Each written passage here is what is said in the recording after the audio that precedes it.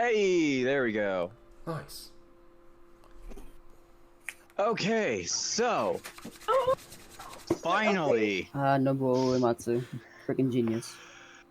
welcome to Kingdom Hearts Dawn of Fractured Memory.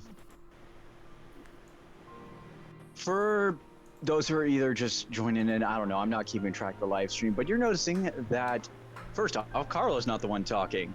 Yeah, no. Yeah, Carlo's going to be taking a DM break for this one. Hi, I'm your new DM. Hi, new DM. Hi, new DM. Show. Sweet Japanese. So, oh god, this is going to be interesting. So, this is a 5th in Dungeons and Dragons adventure. Some of our wonderful players are going to be using a homebrew Kingdom Hearts key bearer class that I did not create. I actually found it. The rightful creator is, if you give me one, well, I don't know. Does it actually give you a name here?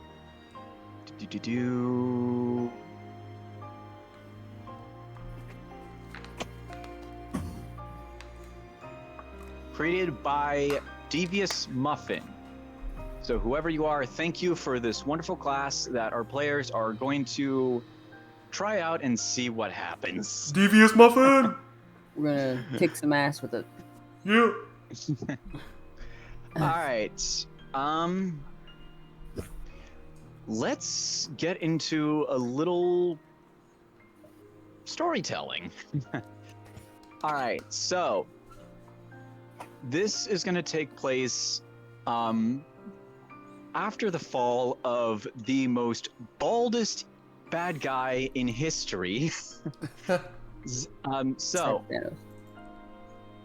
after Sora managed to defeat Xehanort at Scala Unkayam, for those, and this is just going to be a little bit of a recap for Kingdom Hearts 3 and just kind of explain. So, after Sora defeated Xehanort at Scala Unkayam and managed to figure out how the hell to save Kairi while coming back and not for some reason being able to come back entirely.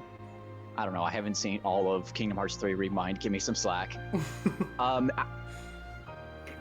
He finally decided to take a break from, oh geez, this is actually a little loud, hold on.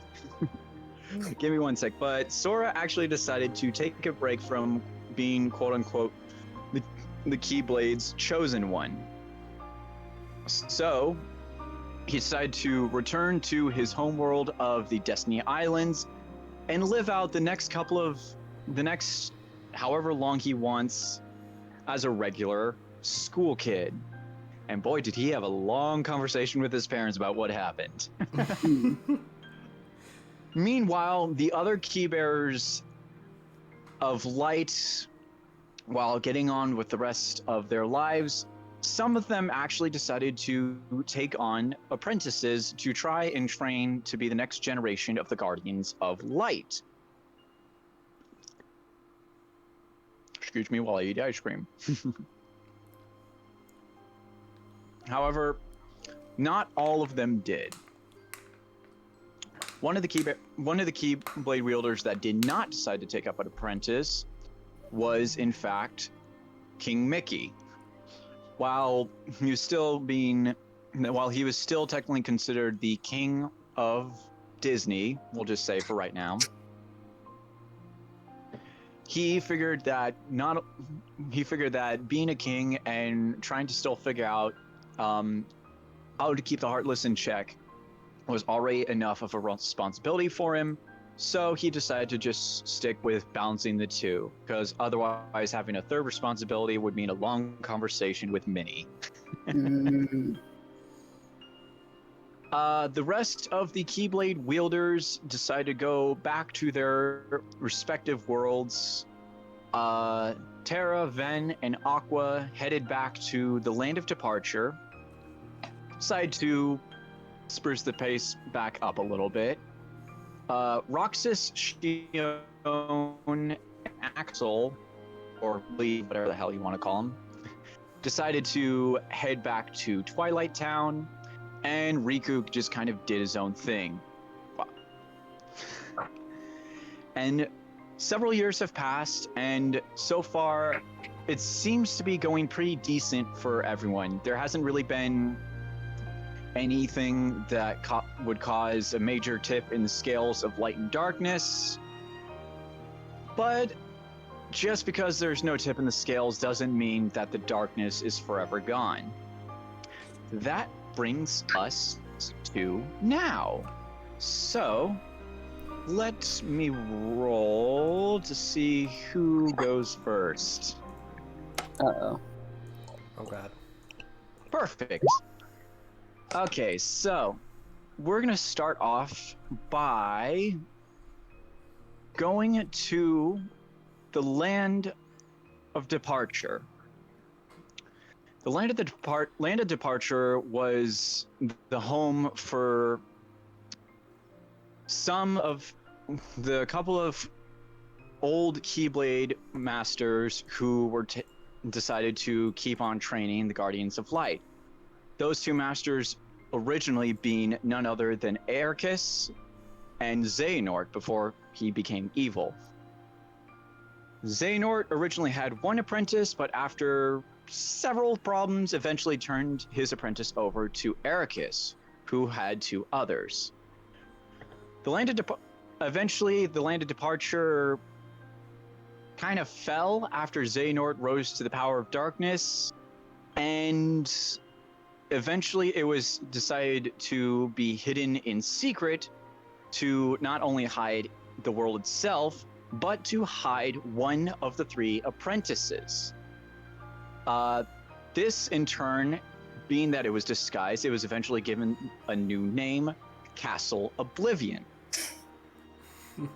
After several years, the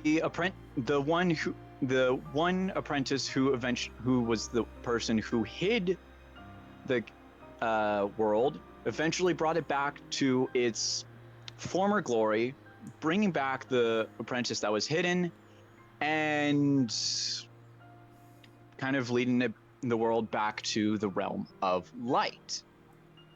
Just to kind of give you all a little information. In that world, we now come down to the training grounds where we can see a bunch of targets, a bunch of dummies, and we can see two people over in the grounds themselves. One of which is a woman with hold on, where the fuck do we have? One of which is a young woman about in her mid to late 20s, blue dyed hair, etc. You can tell that she's more of a teacher in this case, and actually, because I'm such a nice person, I will say that, excuse the fact that the picture is large, I didn't have time to shrink it down, but first off, you see this person being Aqua, one of the three original apprentices of Ericus. You can see that she's sort of standing off to the grounds, watching someone. And that is where we go to Carlo. Describe your character for us. Oh god. Okay.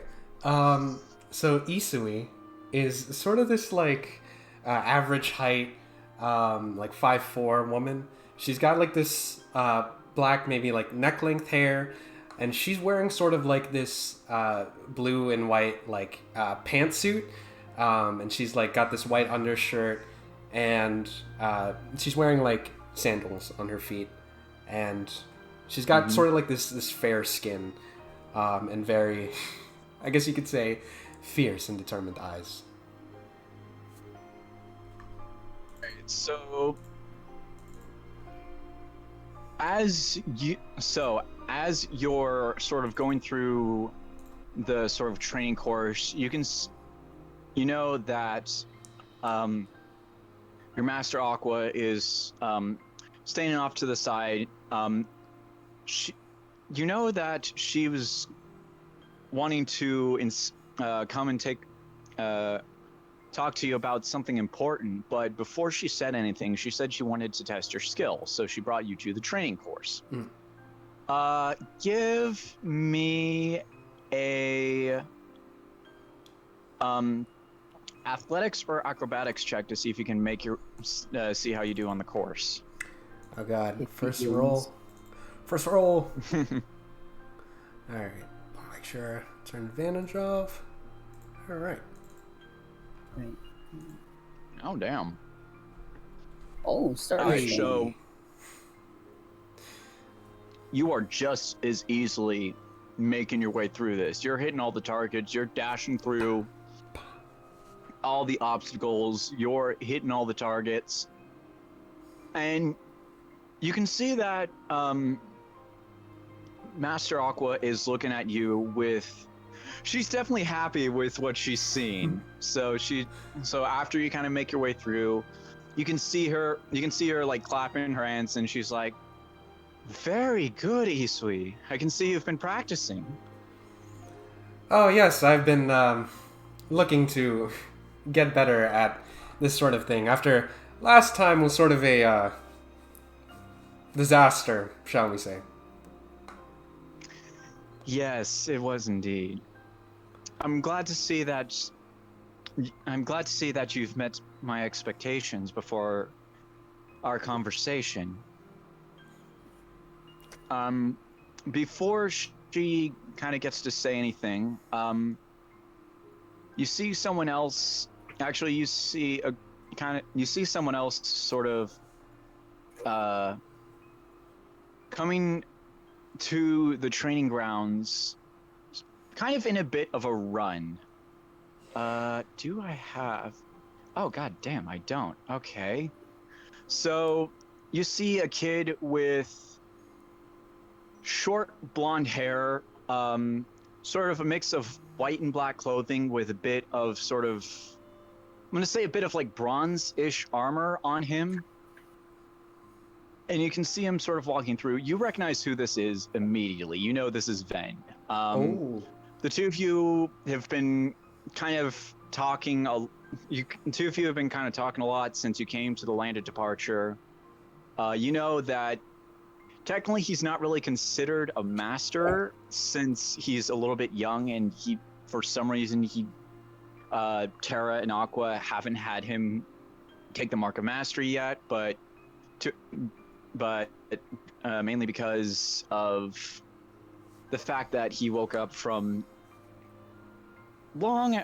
you don't really know exactly the details, but you know that he still needs a lot of training. So he's just kind of a Keyblade wielder who just kind of hangs around and still practices, but he technically isn't really considered master, but he's not technically an apprentice, so to speak. So you see him sort of running out, and you can hear him like yelling as he's coming over, "Aqua!" She turns around, and she just can't help but smile and chuckle a little bit. "Hey, Ven, what's going on?" He finally catches up to you guys. He's panting a little bit, hands on his knees, and he's like, "Terra wanted to talk to you about something for a little bit. Can't it wait?" He said it really couldn't. All right, I'll make my way there. Could you spend some time could you take care of Isui for a sec? He turns around and just kind of gives you a wave, and he's like, "Yeah, sure. Hey, Isui." Hey, Ven. Been a while. Yeah. Aqua makes our way back to the tower, and you and Ven are just kind of make your way around the area, and you eventually kind of get to a spot where you remember when Ven ran out to look at the shooting star in Birth by Sleep? Yeah. Yeah, you're basically there. Ooh. So you see him sit down. He kind of sit down for a little bit, and he's like, "So, how's training been for you?" Honestly, it's been on and off. I gotta say, I'm not a fan of admitting that I'm not the best, but my skill's been a little inconsistent. I've been looking to improve it, though. And I gotta say, Aqua's a pretty good teacher. That's good. And, I mean, yeah. You should have seen Master Ericus when he was teaching.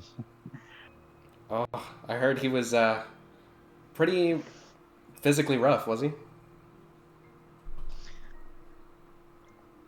I mean, not always. He still had some moments, but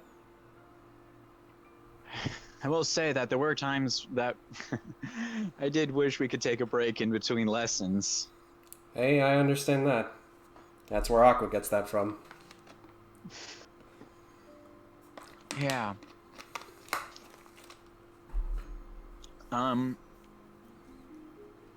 He sort of looks out towards the view, and then he's like, Are we about to kiss? "No." Oh. He looks out to the view, and he's like, "Can't believe it. I can't believe it's been about 3 years since I woke back up." Has it really already been that long? Yeah. Time really does seem to fly. I guess so. I'm just realizing now I don't really know much about why you were asleep for so long, Ven. If you don't want to talk about it, that's fine, but I'm just kind of curious. Ven sort of reaches his hand behind his back in sort of like a sheepish way, and he's like, "Well, even apparently, the whole reason that the stuff kind of started was because somehow it was because Xehanort took a part of me that well, I guess you could just say it was my darker side. And in order to prevent whatever he was trying to pull off at the time, Aqua just decided to hide me away for my safety. Ven, you didn't have to make up a complicated lie like that. You could have just said no.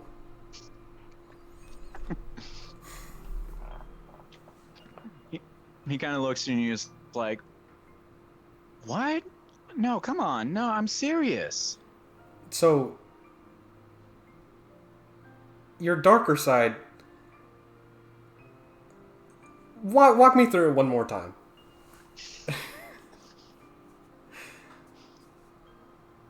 He kind of smiles and he's like, "Okay.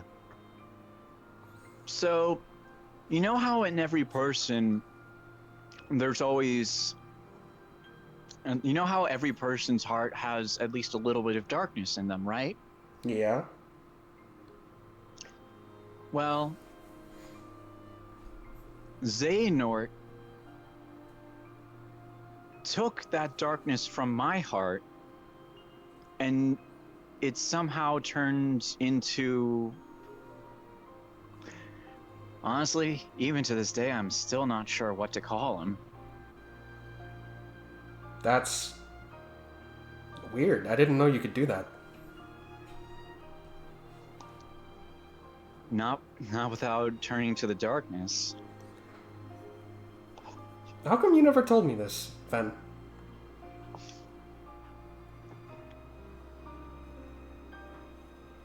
Well, I mean, when you first got here, Terra and Aqua weren't really sure how much to tell you. But, I mean, after a while, it's just...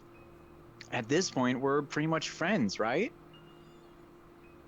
I guess so. Yeah. I would like to offer Yeah, Ventus a after- fist bump. He fist bumps you back, and then from behind you guys, you hear, "Aw, look at the two lovebirds." You turn around and you see,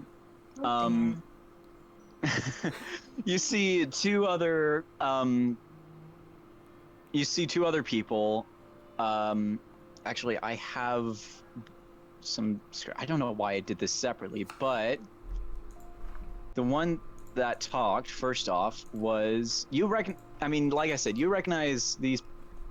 You know just about everyone in Land of Departure after a few couple of years. These two you recognize as Locust and Tempest. Oh shit. Everyone, these are Terra's students. You're not entirely sure why Terra decided to recruit these two, but you know, as a duo, these twins are dangerous, even as students, but Oh god, they're hot. Okay. they're that's the point. So you know, I mean, they're not really bullies, but they do kind of like to be a little sassy and just kind of see what buttons you push. Okay. I turned my head So- around. Oh, go ahead. Yeah, you see, you're not entirely sure which one of them. Actually, yeah, you hear Locust kind of go, "Aw, look at the cute couple." Locust, I swear to God. We've gone over this Oh. multiple times. Tempest sort of tisks you and he's like, temper. No need to get a little feisty. Tempest, please. I don't have the emotional capacity for this today. Oh, relax. We're not here to mess around with you much. I'm not really sure about that. Locust just kind of sighs and like, okay, fine, you got us there, but I mean, come on, we're all still friends here, right? If you want to call it that. I guess. She just kind of folds The her twins arms. sort of this twin sort of chuckled, and he's like, still, gotta have a little bit of fun around here. I mean, it's not like we get out much. I guess so. Kind of shrug and I like put my arms out in like a showman motion. I mean, there's not much to do around here. Yeah, Ven is like, yeah, I bet you'll, yeah. Hey, maybe one day you'll be able to go out and visit the worlds. Tempest just sort of chuckles. He's like, no offense, Ven, but it's not like we have any big bad guy to face these days. I will shake my fist at Tempest and I will go, you sure about that? They sort of chuckle, and he's like, they sort of chuckle, and then they go, and then Locust goes, Oh yeah, before we forget, um, Master Terra and Master Aqua wanted to see you in the main hall. Oh, did they say about what? I don't. Tempest just sort of shrugs and he's like, I don't. I don't know. We didn't really ask many questions. She lets out an exasperated sigh and goes, "Boys, if this is another one of your pranks, I swear to God," and just brushes past them. Yeah. So Ven kind of follows you. Then they're followed by Tempest and Locust. You make your way to the you make your way to the Great Hall, which you've been here plenty of times before. You've practiced here. You've seen Ven, Tempest, Locust, and everyone just sort of train in there. It's huge. It's a mix of various colors that sort of bring the light to everything. It's got wonderful windows. For some reason, they're topped with Mickey Mouse emblems. You don't understand why. Why not? Why not? After a while, you sort of make your way over to. You make your way down the hall to where sits 3 throne-like chairs. Well, actually, more like 2 throne-like chairs and a sort of like mini-me version of one, which you can kind of tell is for Ven. He's a baby. Terra and Aqua are. You can kind of tell from behind them that they're, for some reason, talking to a crystal. You're not entirely sure why, but you can hear them sort of talking and be like, yes, we'll take care of that we'll get to that right away. Then, after which the crystal that they were talking to sort of dies. They make their way over to you, Ven, Tempest, and Locust. And Terra goes, that was an old friend of ours, and someone who had donned the title of Master long ago. Master Yensid. Oh. You can hear, you sort of light up when you hear that, and he's like, when? Because they don't really, because whenever it comes to stuff about Yensid, you know that it's going to be something big. But I mean, then again, the last time something like this happened was because it was someone's birthday. You don't really remember what, but then again, you think that was maybe a joke. Okay. Terra continues. Damn it, Tempest. Oh wait, I haven't. Yeah, I actually have. For those who don't know what Terra looks like, Would I have met Yensid before or no? you've heard of him, but you haven't really met him. So Terra continues and he's like, after our last couple of trials for the 3 of you, he looks to you and the twins. We've decided that it's time for something that Master Aqua and I have been uncertain about, but we are ready to see if you'd be able to give this a shot. A chance to prove yourself and follow your own heart and guidance. Sounds a little dangerous. Aqua looks around. Aqua sort of, excuse me, takes it from there and she says, this will also be a test to an extent. As you may have known, as you know, there are various other worlds out there, all of which are tied to the balances of light and dark. And some are still, to this day, crawling with Heartless. This quest, for lack of better terms, is to see whether or not you have what is going to be a bit of a small test to see whether or not you are able to manage on your own and see if you can fight against the darkness.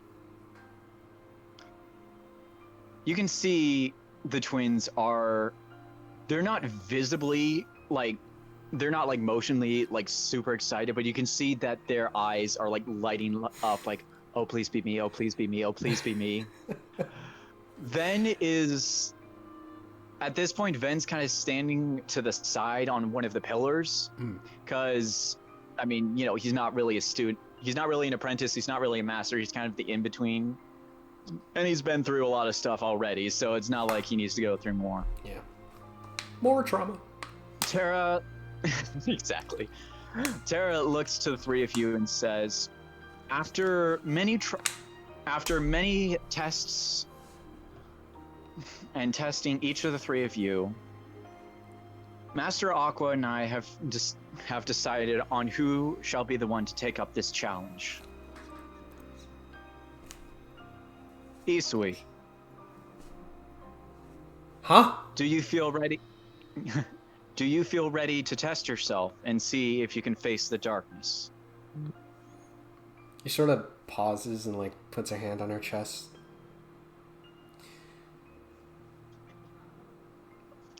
And just looks at her hand for a bit. I mean, I guess I do, but I don't know what feeling ready feels like, you know? Aqua comes off from the sort of throne area, walks down to you, puts her hand on your shoulder, and she says, "Don't worry. We wouldn't have made this decision if we weren't absolutely sure that you were ready." And like in sort of on the side, you can see Tempest and Locust are just being like, "Oh, come on!" Fuck Tara just kind of looks at them. Tara looks at the two because they're visibly annoyed, and Tara looks at his two students. He's like, "Quiet." You say they immediately stiffen. I will smile like there is no tomorrow. And then by the time I turn to Aqua, I'm like, yeah, sorry, what's up? Tara also comes down from throne stuff, comes in front of you right next to Aqua, and he says, while you are our chosen student, you won't be alone. There will be others who will be coming into this quest with you. Before he says anything else, you hear what almost sounds like the cracking of glass, but none of the windows are breaking. And suddenly you can see, you all turn and you see a bright light coming from the doorway to your great hall. Both Tara and Aqua are slightly confused because it kind of looks slightly confused as a door somehow shatters its way into existence in front of the hall doorway. You see Aqua immediately, kind of out of slight habit, pushes you behind her. Tara pushes the twins behind. Ven makes his way forward. They all summon their Keyblades, and that is where we'll leave you off for the time being. Oh, shit. Not the cliffhanger. Yes, a cliffhanger. We will be moving on to... Perfect. Wyra. Okay, so... Wyra, right now, you're at home, you're having the time of your life. You just got done doing you just got done doing a awesome D&D campaign with a bunch of your friends. Some parts of it seem a little bit familiar, but you can't quite place it. And after you guys finish, you hear one of your friends going off about a new campaign idea that he wants to try out with you guys. After a little bit of talking and a little bit of figuring out exactly what character you want to do, it starts to nighttime finally comes around, and you make your way to bed. As you close your eyes, what seems like to be only a fleeting moment, you close your eyes to the scene of your bedroom, and then you open your eyes to darkness as you're falling. You're falling in this. You're falling in this void of darkness, but for some reason, as you're looking on your body, you can see your body completely fine, but everything else around you is pitch black. You're starting to you're starting to fall and fall, but you're also realizing that you're slowing down a little bit as you're falling. And sooner or later, you can see that below you looks to be a platform, brightly lit, and it has an interesting design on it that seems to be like it's made of stained glass. So the circular platform is seems to be so you can see on the portrait that you see yourself, you see on this platform an image of yourself sort of laying in a semi-crescent posture around the inner edge of the circle. The whole background is lit up in green. You see yourself holding some sort of weapon, but you're not entirely sure what it is because it doesn't really look like a sword and it looks very impractical. In the top left-hand corner, you see smaller portraits of people you've kind of met in your travels. You see Jason Tanjiro, you see Leon Faraga, you see and then you see your small images of your spirit guides. Finally, you touch down and my dream guides, my dream guides. All right, and then can see if I can do a bit of a music change here.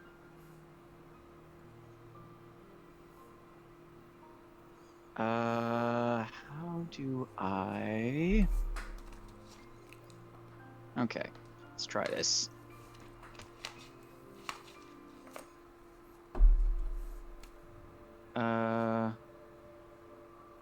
There we go. All right, so Wyra, you're touching down in this area and you sort of look around and it doesn't really seem like there's much around. It's just you're on this platform and you're looking around and suddenly you hear a couple of voices in unison go, "Pretty amazing, isn't it?" You immediately turn around and you see two people sort of materialize onto this platform, both of which you recognize instantly. It's River and Jackson, your spirit guides.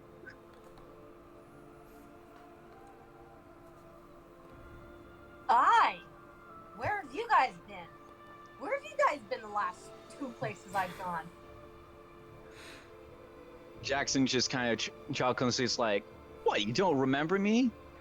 You don't remember this? Oh, You just I get you at the very end of the first, like the second one or the first one." As a puppy, why did you choose a golden retriever, by the way? Although I can't see you as one. Jackson kind of laughs and he's like, we knew you'd be able to kind of take care of yourself on the adventure in Wildmount. And Hogwarts, well, I mean, it's Hogwarts. We didn't really want to interrupt that. River then starts talking. And Appreciate it. yeah, River starts talking. He's like, but this adventure is going to be a little bit different for you. Oh shit. Is it now? How so? Jackson steps up. Well, for one, it's not really going to be a world. It's more along the lines of, I guess you could almost say, a universe.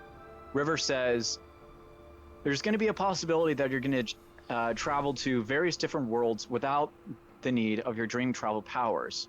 However, each of these each of these worlds is tied together by a single thread, let's say. And this thread forms the universe in which you're going to be going into. Okay.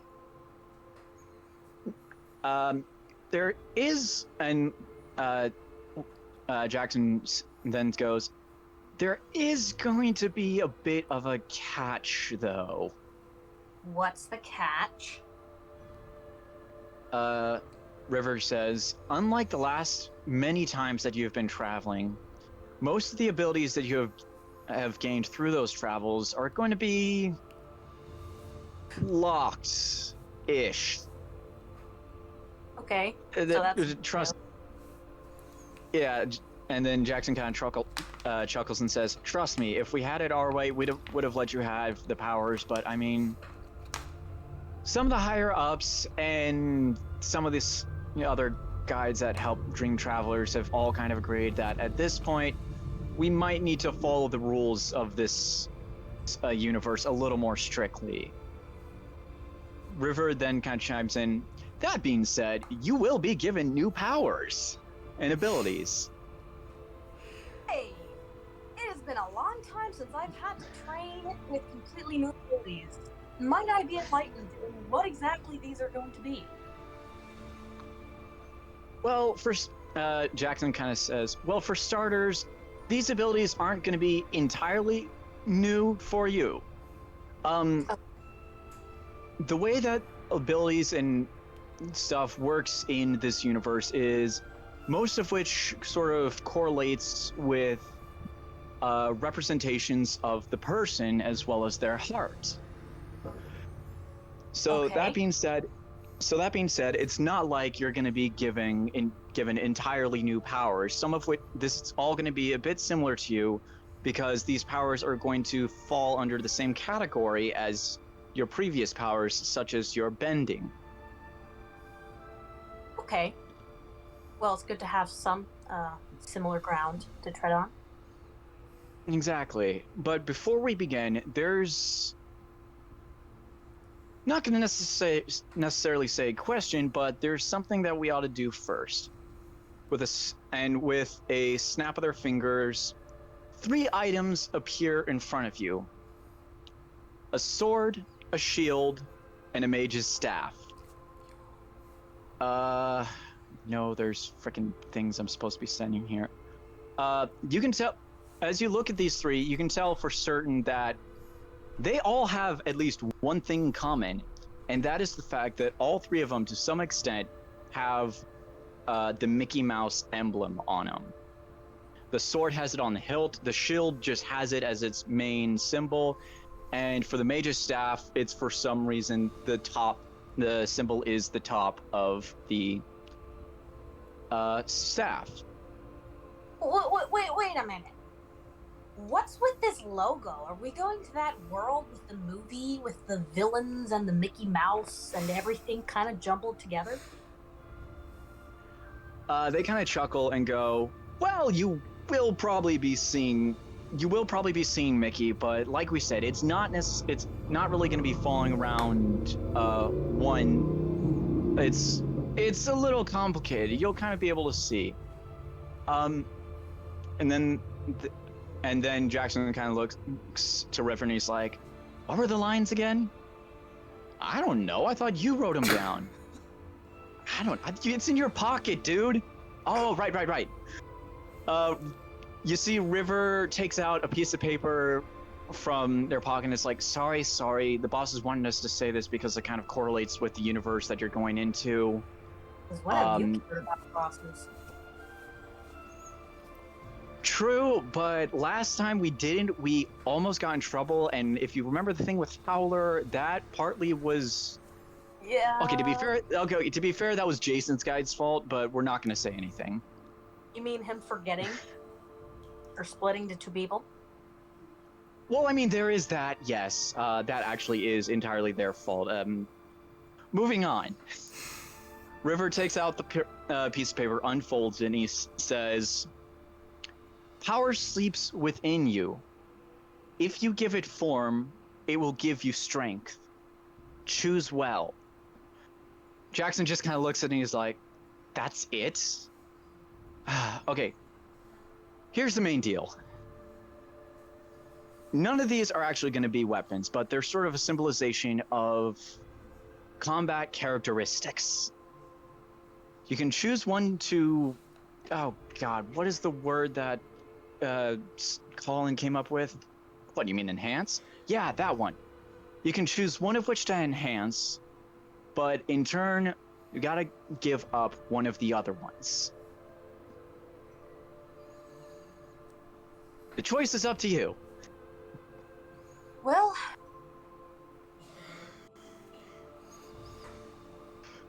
I kind of close my eyes and meditate on it for a bit. Then I open them and I'm like... I choose sword. Okay. As you take the sword in your hand, you hear River eventually read out, "The power of the warrior, invincible courage, a sword of terrible destruction." Then Jackson goes, "Yeesh, that's putting it harshly." Then River just goes, "Yeah, give me a sec, that's not it. Now, what will you give up in exchange?" So you're holding the sword, and now what's left in front of you is the shield and the mage's staff. I have to give up one of those. Yes.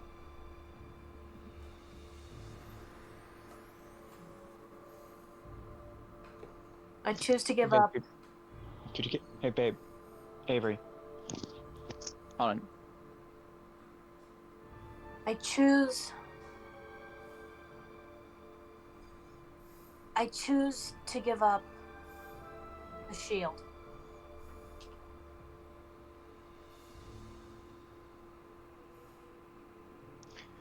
Okay. It's the ice pack. All right, so as you go to the shield, you hear... Oh, that's... Okay. As you go to the shield, you hear Jackson this time, because for some reason he decided to grab the paper from River. "The power of the guardian, kindness to aid friends, a shield to repel all." And then River and Jackson just kind of both look at you and he's like, "Are you sure these are your choices?" I meditate on it again. And think back to all my previous adventures. And then I shake my head. No, I choose to give up the staff. I never really resorted to magic much anyways. So I choose the sword and the shield. They nod their heads. You can see Jackson's about ready to read something, and River's like, "Yeah, no, we're not doing that." So you see the shield just sort of vanishes, and then this, you see it just sort of kind of like teleports out, and then the staff glows and starts to crumble into tiny bits of light and suddenly go into the sword. After which you can see that the sword itself starts to glow a bright light. It's not hurting you and it's not blinding you. It's a bit of a warming feeling in your heart. Have a total for every time I say heart. As you see the glow, you can see that the sword sort of starts to morph and change. Eventually, it turns into something you really didn't think it would turn into. Like, you had thought it would turn into some other weapon, but this is just off the weird charts. It looks like a key of a sort, but it's wrapped in sort of a naturistic vibe. It's got a bunch of leaves on it. It's got a sort of nice and green shades of various different greens. And you see that the top of this giant key is looks to be like some sort of flower. River and Jackson then smile and look to you and say, "This is what's known as a Keyblade. And considering where you're going and what's going to happen, you're going to need that to face off against manifestations of darkness and manifestations of darkness. Use this weapon to guide others to light."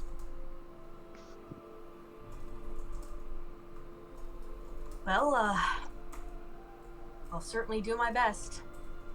It's all I've ever done and all I can ever do. I'm They certain both look at each other. I'm certain I shall not regret the adventures I've had here once I return home. They look at River and Jackson sort of look at each other, smile, and then go, "Yeah, we knew this was the good call. There was talk about you trying something else, but honestly, we're glad that this should be able to fit for you."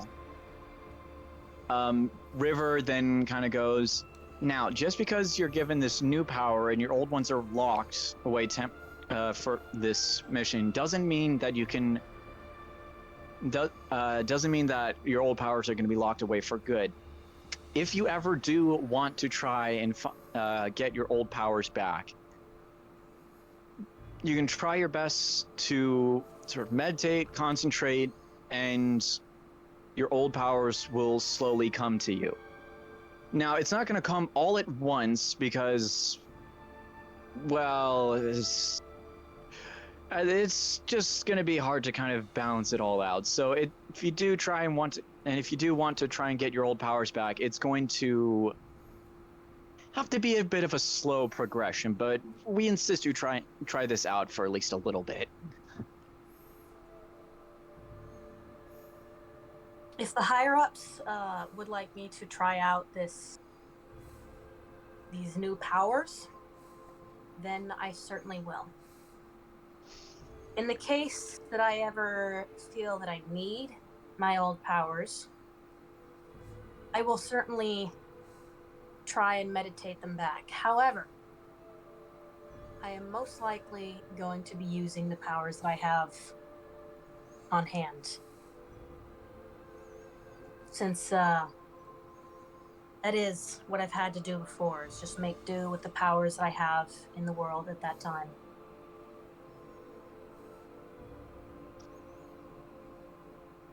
They smile, and then you see a door suddenly kind of appear towards the edge of the platform, and they say, "Well, sounds like you're all set."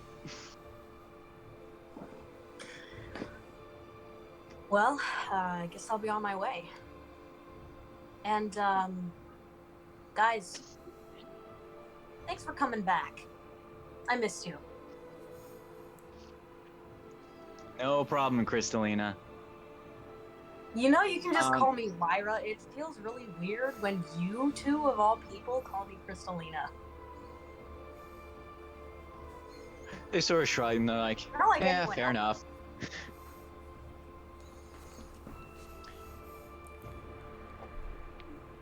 Yeah, they sort of shrug and they're like, yeah, fair enough. All right, so you say goodbye to River and Jackson, and then you make your way through the doorway, which, as you open, immediately blinds you with light. And then all of a sudden, you're standing in this giant hallway. Oh shit. Uh, I'm sorry. It's just so. I'm trying to imagine how the real River and Jackson reacted if they knew that they were my dream guides in the D&D campaign. yeah. All right. Oh So my. you make your way. Yeah. So you walk through the door, and after almost blinding yourself as you're walking through, your eyes finally settle, and you're in this giant hallway. There are pillars sort of supporting the roof. It's lined with white and almost sort of a goldish yellow, and it's got tall windows sort of decorated its walls. And there are about 6 people. There is a platform with a couple of almost thrones, along with a smaller, like almost like a princess throne. And you see about 6 people are standing in front of it, 3 of which have weapons out that also look like giant keys. One of them is sort of holding it in a reverse grip. And you see 3 others are standing, and you see 3 other people standing behind the ones that have their weapons drawn. One of which is a young lady with black hair, and the other 2, the other 2 look related, and they look. They just look. They're hot as fuck. Yeah, they're one of them looks They give me immensely stunning androgynous. and powder vibes. Yeah. So yeah, so you see those 3 in the back, 3 others in the front. One of which is a tall man, tall guy that looks like in his early to mid 20s, spiky brown hair, baggy tan pants. For some reason, he has red straps over his shoulders. It doesn't really look realistic, but it works. Character? Huh? Is this a video game character or is this an OC? No, this is Terra. What I'm does describing a that? video game character. A video game character. Okay. Yeah. So you see him. You see and then you see a woman, early to mid 20s, blue hair, blue outfit, and a bluish keyblade at her side. And then you see a young man that looks to be like late teen or early to late teens, spiky blonde hair, black and white clothing, and he's got his keyblade held in reverse grip, which looks a little strange, but I mean, it kind of you're not really one to judge. The young man sort of points his keyblade out to you, and he says, "Who are you?" I hold my hands up. my name is, or, well, you can call me Crystalina Star. I don't know why I'm here. I can travel through dreams, or travel through my own dreams, and usually they whisk me away wherever they please. So I'm here. Nice to meet you.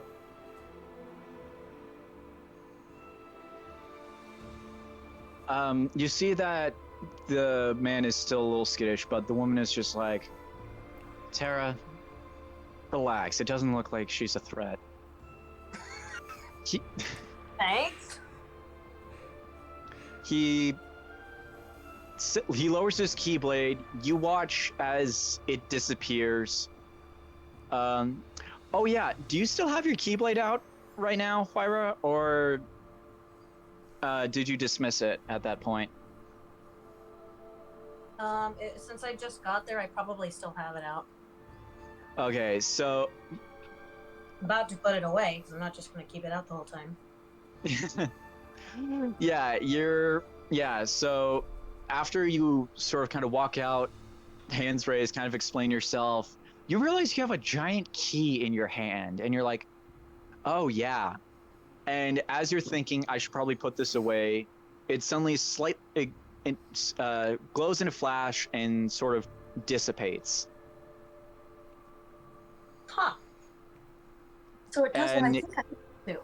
And that's good information. Yeah, and as you can see, as the other, so what's Isui kind of thinking about this all the right now? Actually, I guess Isui is sort of like peering out from Aqua's shoulder. I guess she's never really seen like a doorway just suddenly appear before, so she's sort of narrowing her eyes and just a little bit suspicious of this person who's come out. yeah. You see, you see Terra. Like I said, you see Terra lowers Keyblade, dismisses it, sort of dissipates, kind of like yours did, Huayra. After a while, the woman and the young boy kind of do the same thing, walk forward, or at least Terra and the woman walk forward. The young boy just kind of stays with the other three, and they go, and Terra goes, "Was that a Keyblade in your hand?"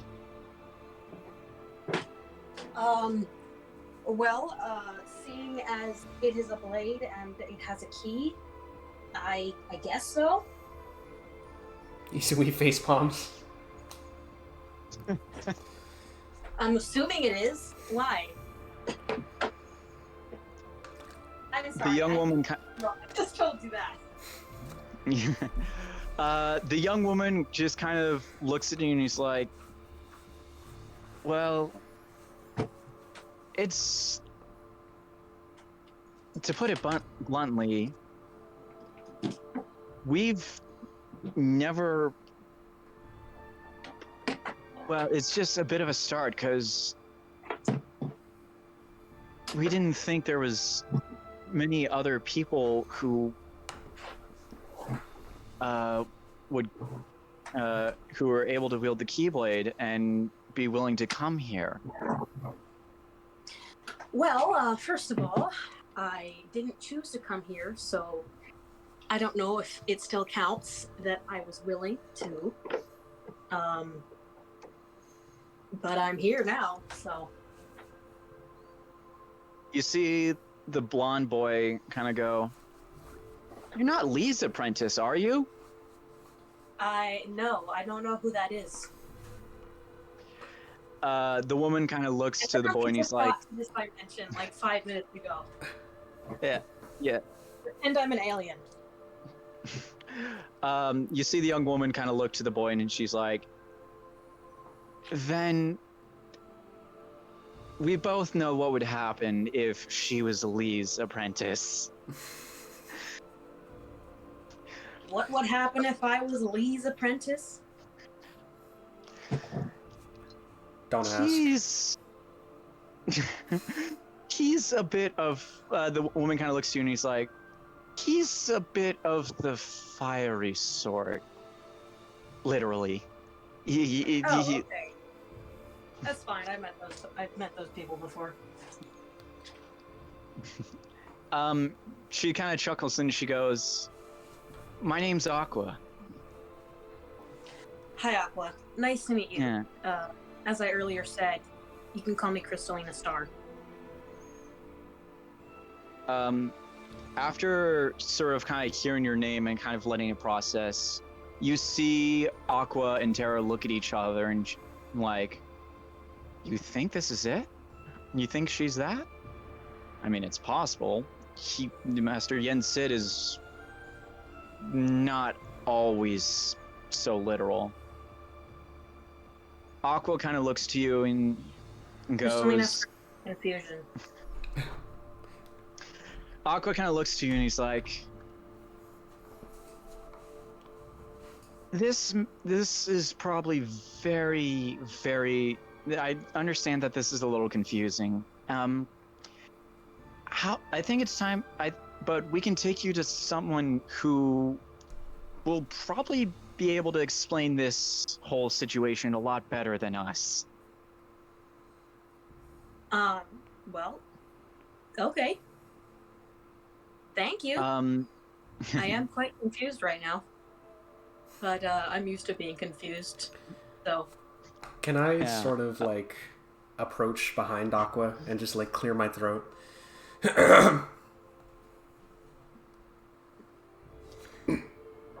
Yeah, Aqua kind of looks to you and is like, "Oh, Crystalina, this is, my apprentice, Isui, and those two over there are Tempest and Locust. They're, Terra's apprentices." Well... Go ahead. You may continue. I will sort of, whisper in Crystalina's direction. Don't worry about them. They are assholes, to put it lightly. Yeah, you can see that they're kind of keeping their distance. Not out of fear, but it's just kind of how they are. And Aqua kind of turns to them and he's like, "You two stay here with Master Terra. I'm gonna take Isui and Crystalina over to Master Yen Sid." That's fucking right! They kind of groan a little bit. Terra gives them a bit of a glare. They immediately stiffen up. And Aqua goes, "Right, well, come along, you two." She escorts you two out of the hall, down a set of steps, and Wyra, you're kind of getting a better look around this place. The place you kind of walked out of is a sort of whitish building that kind of looks like a drooping T, for lack of better terms. The way it's kind of built, it does not seem like constructively sound, but for some reason it's standing.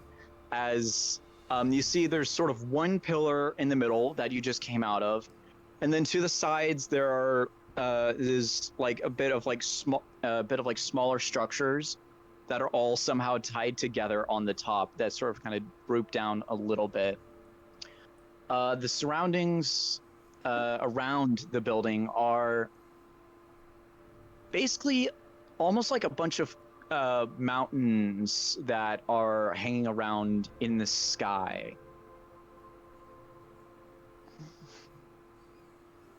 Interesting. As you're making your way out to the, I don't know, front platform, front yard. I'm just gonna say the front yard. Courtyard, yeah. You see Aqua summon Aqua's Keyblade. You see Aqua sort of reach out her hand, and immediately in a flash of light, you see her Keyblade suddenly within her grip. She, oh goddamn. She then sort of looks to you two and says, Normally this would be a little bit more of a journey, but seeing as neither of you two have any sort of protection against the darkness surrounding each of the worlds, we're just going to try our best to make this a direct route.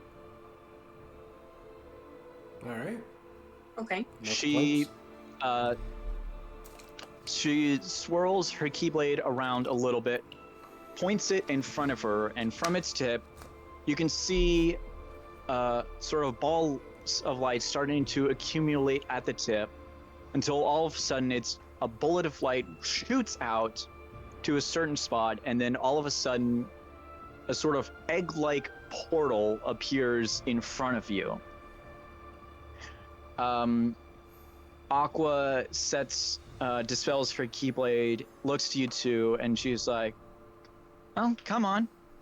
Let's not keep him waiting," and walks through the portal. All right. I will follow, just sort of scratching the back of my head, and I will ask as I'm walking, Master, have you done that before? It's taken a couple of... as a direct portal to worlds, no, but... I don't think this is going to go wrong.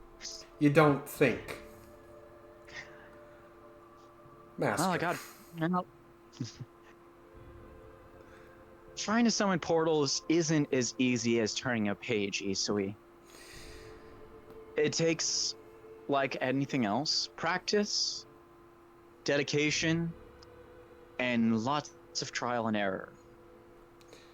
Master, you speak so cryptically. Are you sure you're not sending us to the wrong place?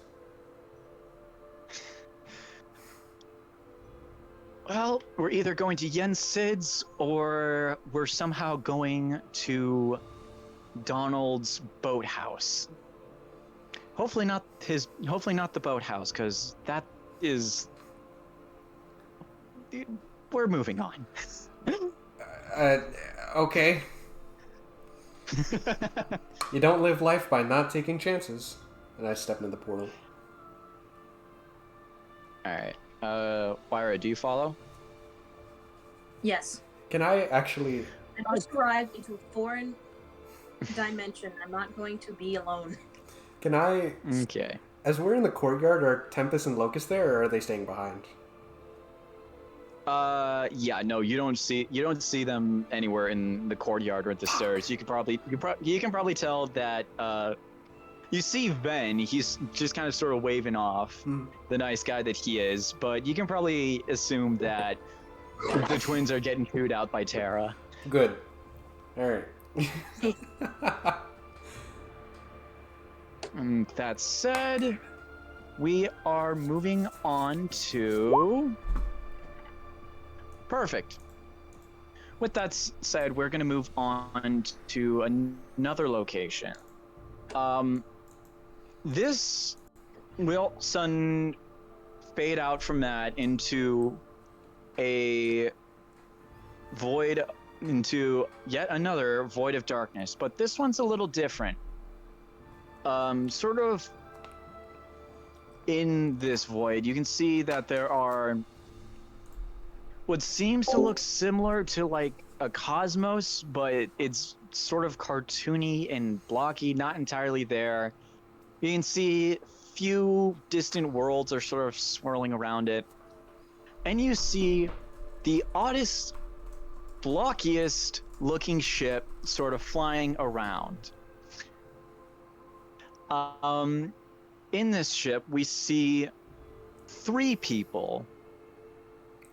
One of which is a young man with short, spiky silver hair and gray and yellow clothing.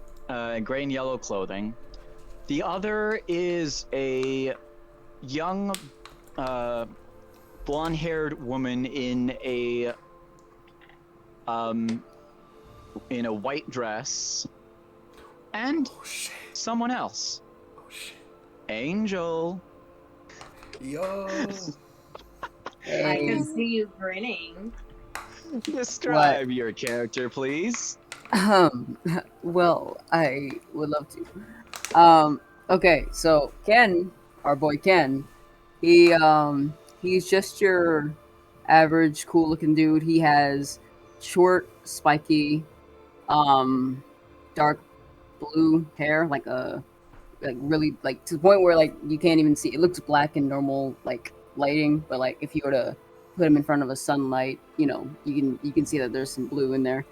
Um, he wears just your average normal blue adventurers, not adventurers clothing, but like adventurers in terms of like this world of adventurers clothing, and just not much there except he has nice, deep dark blue eyes. All right, so Ken, you are just getting back from what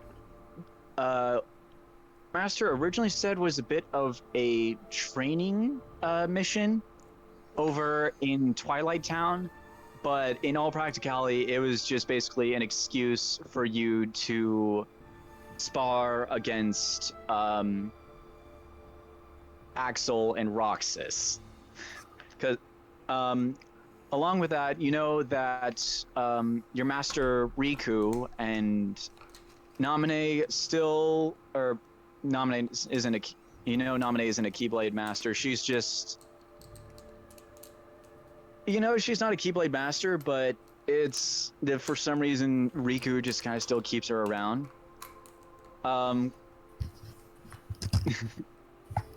Your master, along with either like training stuff that you do in like either Radiant Garden or Twilight Town, you've been doing either way. You, Riku, and Namine still travel around a lot. You guys don't really have a place that you kind of call quote unquote home base.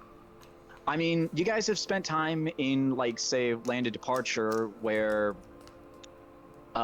Masters Aqua and Terra have tried to make as headquarters / academy for the new Keyblade wielders, but it just doesn't really work, considering there's only like 3 other apprentices there.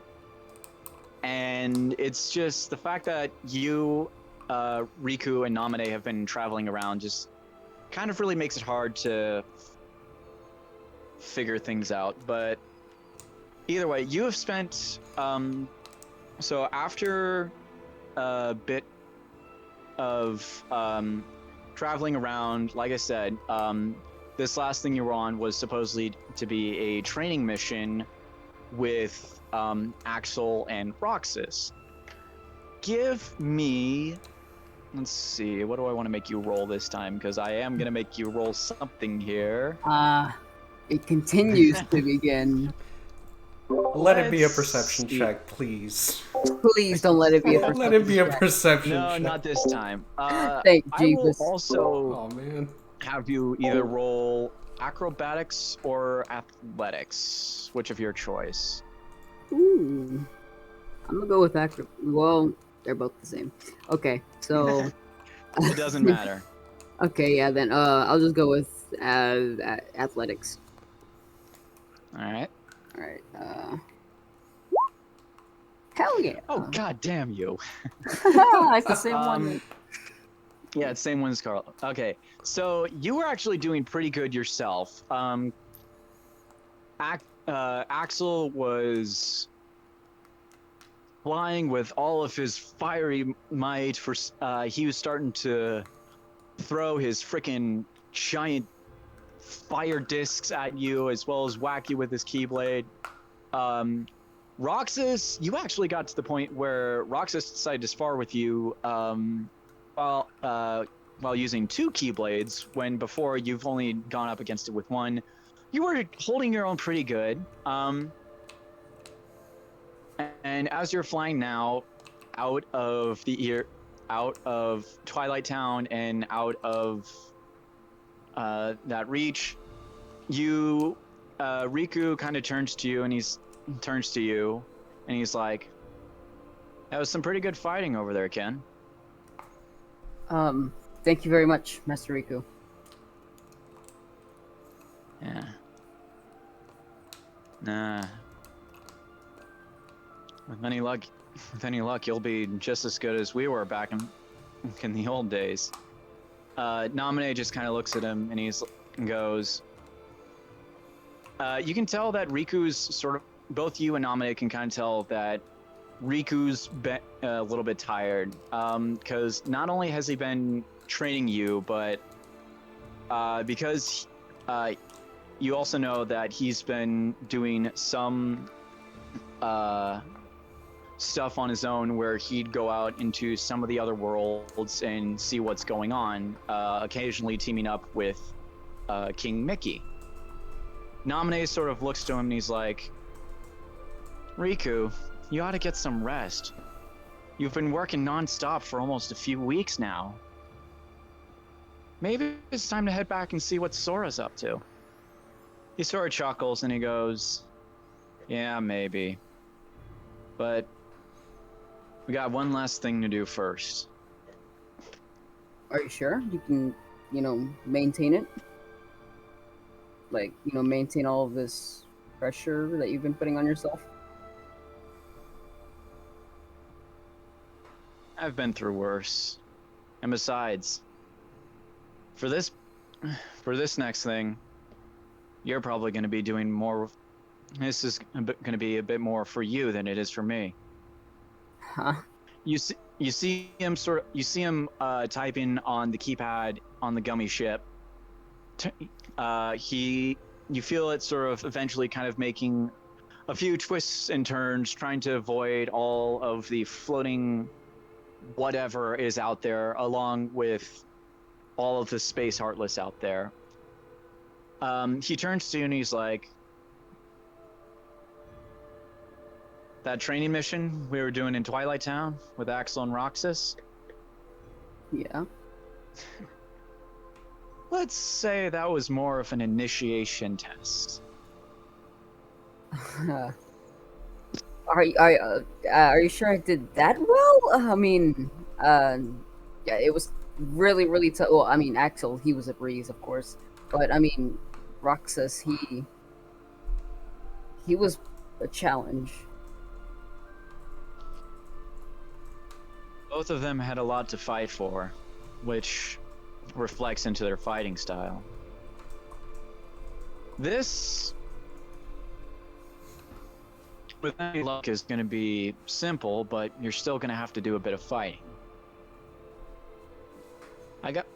While you were out with Axel and Roxas, I got a call from an old friend.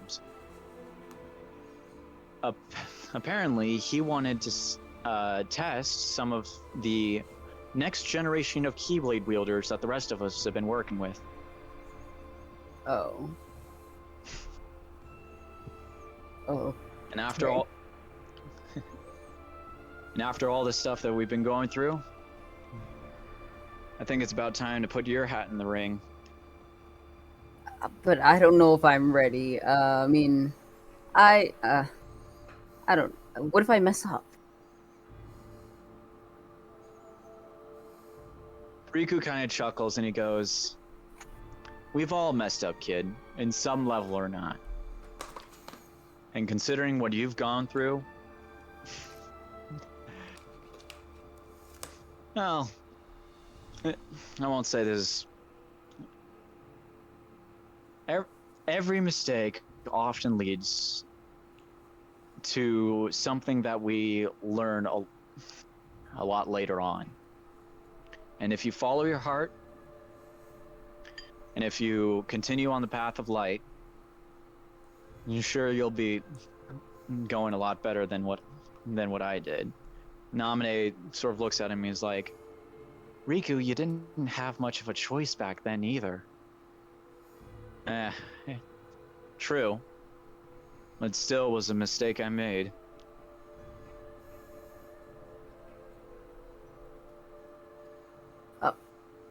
Master Riku, if I may ask a question. Go for it. Why is it that you chose me as your apprentice? Like, what did you see in me that was so, you know, worthy? He gives you a chuckle and smiles, and he's like, I thought that bit would be obvious. Is it because of the darkness, this tiny bit of darkness that I have still?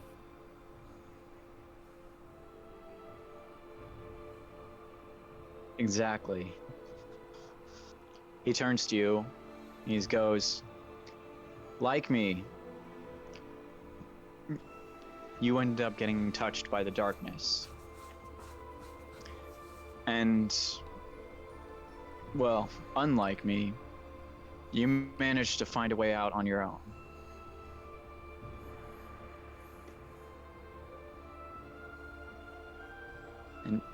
But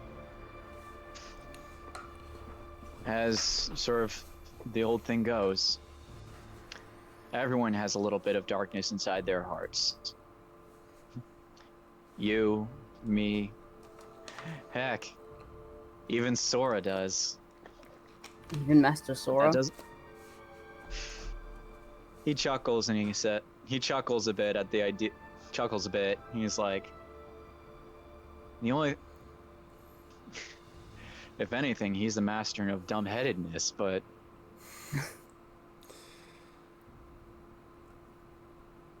Well, a lot of us have darkness inside of us. Now, whether we choose to let it consume us, or if we find a way to fight it, that's the reason I chose you. He's so hot, oh my god. any sort of nods? Okay. Riku, stop being so hot. I just wanted to know. Hopefully, I will be capable That was on stream. of doing good things on this mission. Sure, you'll be fine, Ken. Besides, from what Master Yensid said, you're not going to be on your own. All the other Keyblade wielders who took up apprentices put their own students through the tests. And he also said something along the lines of something about a star of dreams, but who knows what that could be. Either way, well, you won't be entirely alone, but you won't have me to always help you figure out what to do. The choices you make will have to be your own. Yes, Master. And as you sort of fly through the worlds, you eventually, you know what? Yeah, let's just do this because I think I'm going to be able to have a time to do it now. Give me 1 sec. I'm going to show you the most wonderful project I've been working on. And that will be your world map. Oh my! Oh, dude. That Yep. Wow. that's And- cool as fuck. That's awesome. Yep. So, as of now, you're kind of making your way over to the mysterious tower. Before we get to that, we have one last person. Sorry it took so long.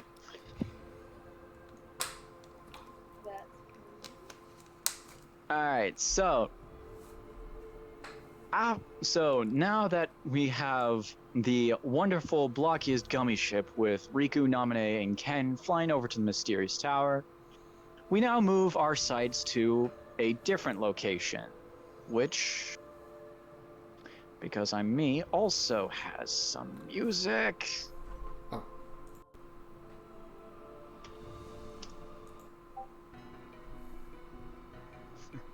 All right, so we now turn ourselves to a town of seems to be a town that always seems to have it feel like it's a certain time of day, no matter where the sun is in the sky. A giant clock tower with 2 ringing bells stands in this world.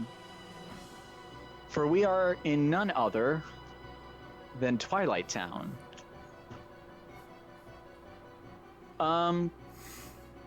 Above on this tower, we sort of zoom in to the sort of platform that is above the actual clock face, where we meet our 4th character. So, Roz, why don't you describe Asta for us? Asta is We can't. Oh, there we go. she is a average height human with medium blonde hair, little past her shoulders, and pretty common clothing, just brown pants and white top, and long sword at her side.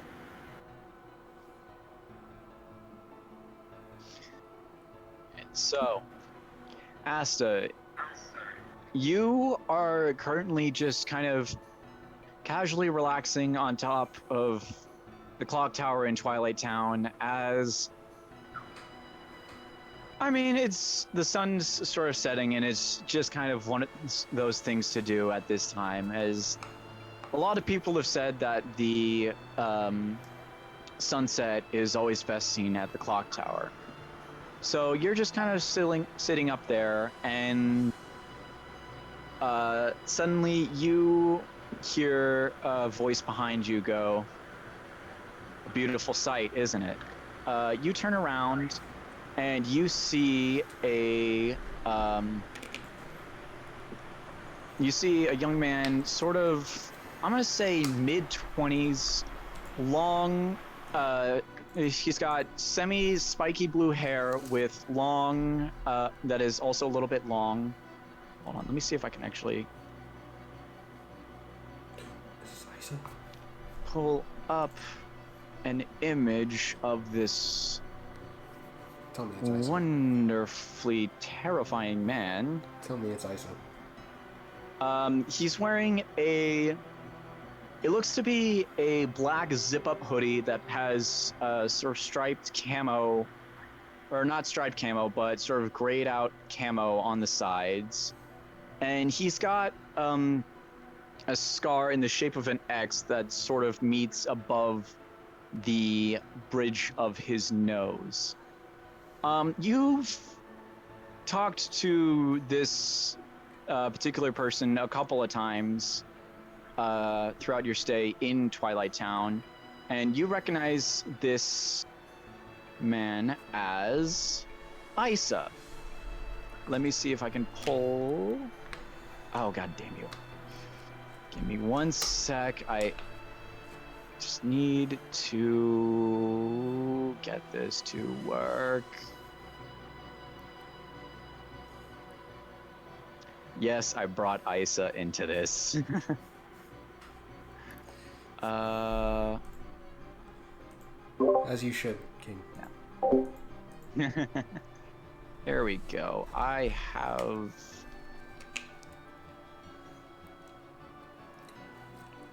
No, I don't. Oh, come on. Let me show this man. Oh, here we go, here we go, here we go. We see... this guy.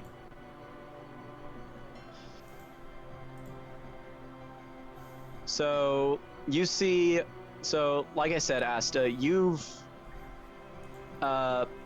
met Isa a couple of times. You know that he's you could almost say he's a bit of a local here in Twilight Town.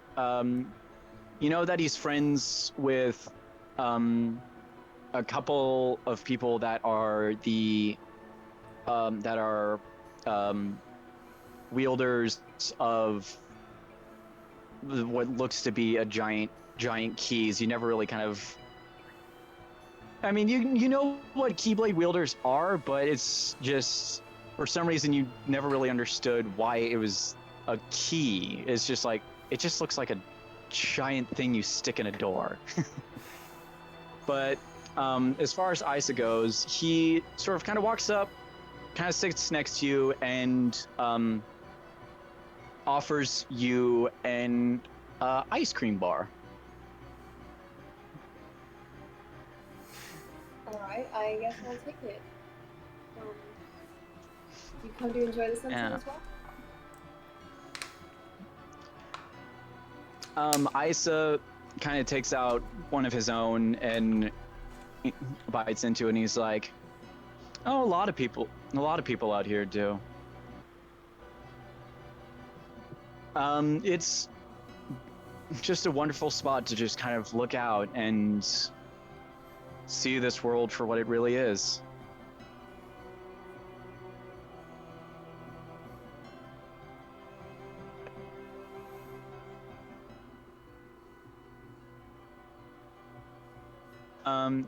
Yeah.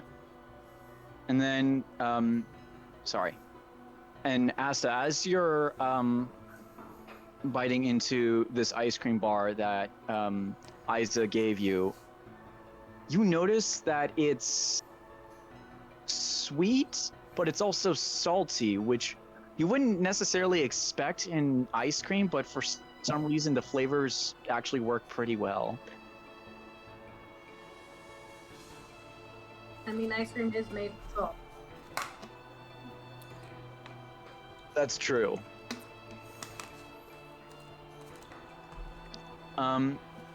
He then eventually looks to you and he's like, "What about yourself?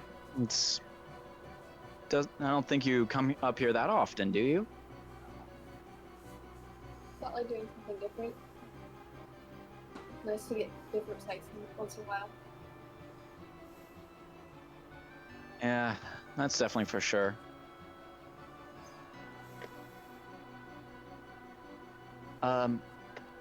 He bites into his ice cream and then kind of looks up and he's like, "Oh, that reminds me." He reaches into his jacket and then pulls out an envelope on which is sealed a stamp which looks to be 3 circles, 2 of which are stacked on top of a bigger one that looks almost like a head and ears, but it's still you're not entirely sure what the symbol actually means. But then Isa goes, "This came in the mail today, addressed to you, I believe. Your name is Asta, right?" Yeah, but I'm not expecting it. Oh.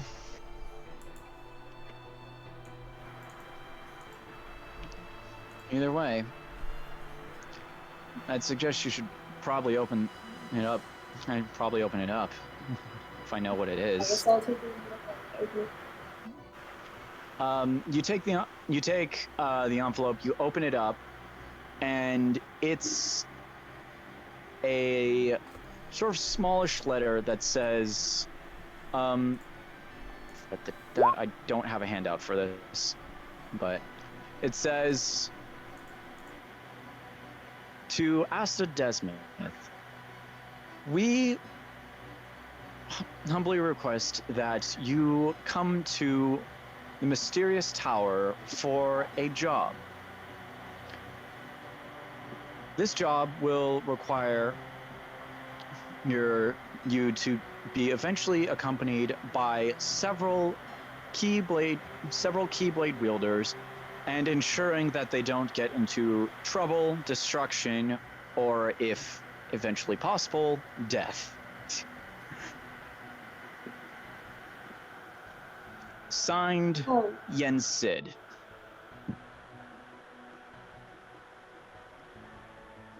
all right.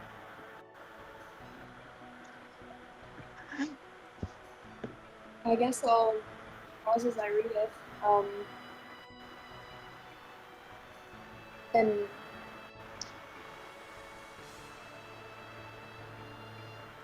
do I know exactly where the tower is? Give me give me an intelligence check. All right, 1 second.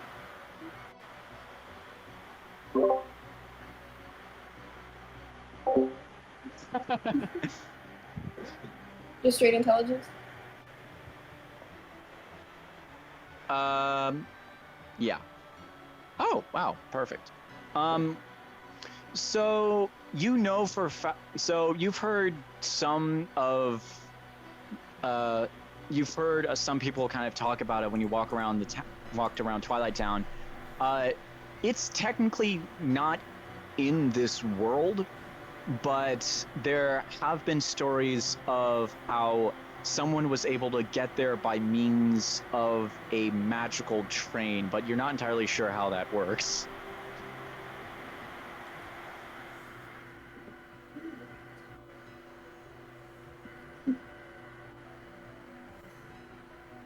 I guess I'll ask him,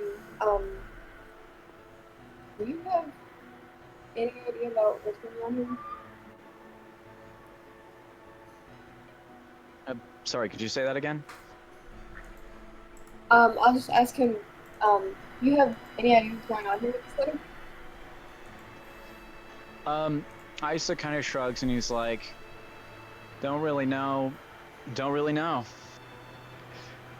Done my adventuring stuff long time ago, but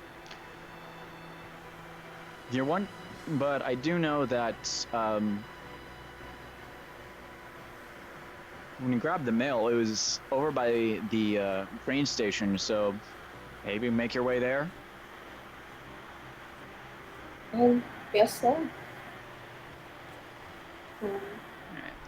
I guess I'll start climbing down into the train station. Yeah. All right. So you climb off from the ledge of Clock Tower, make your way down. You head over to the train station, and it looks like a normal train station. I mean, it's got a couple of tracks, it's got the tickets booth, and it looks like one of the trains that is sort of staying docked there looks abstractly different from the others. Instead of the sort of usual tannish brown that the trains are, this one is like a purplish blue with stars and crescent moons decorating it, and the exhaust pipe is topped with what looks to be a pointed hat.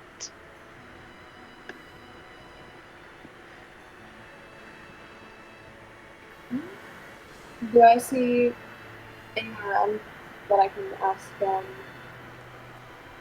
assuming I'm not just gonna get on the train? You see a couple of people sort of walking around from either getting off on their trains or getting onto a new one, and you see the guy that's over at the ticket booth, but it doesn't look like anyone's boarding the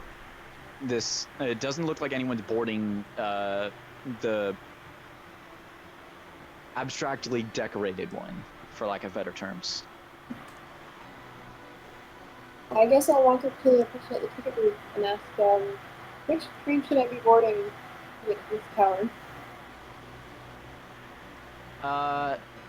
The ticket booth man looks at you and he says, "What's your name, miss?" Asta Disney. He opens up a bit of a book. He kind of looks at what looks like to be a train roster, and then he looks at you, looks back at his book, and he's like, and then sort of kind of reaches out, points to the abstract one. He says, "Think that one there is reserved for you, ma'am." Oh, all right. Thank you. And I'll board the train, I guess. All right, so you get on the train. Oh, wow, no more music. Okay. You board the train and you see that there isn't actually anyone in it. It's empty. It's almost empty. I mean, even the conductors. It's just a small train, but you can see that the conductor/drivers area is also empty for some unknown reason. But as you walk into the train, the door behind you immediately closes and it starts to head off. And for a little bit, it's staying on the tracks in Twilight Town. Then all of a sudden, it fades into what seems to be almost space-like, which seems really weird. And as you sort of look down and sort of like in front of you, you see that the train is running on almost like phantom tracks. They're glowing sort of a neonish yellow-green. And you make your way through, and eventually, after a little bit of time, you make your way to a place that looks to be a tower, a very crooked tower, whose roof looks a lot like the top of your train's your train's exhaust cap. Let me get the music back. I don't have any music for the tower, so we're going back to this. Okay.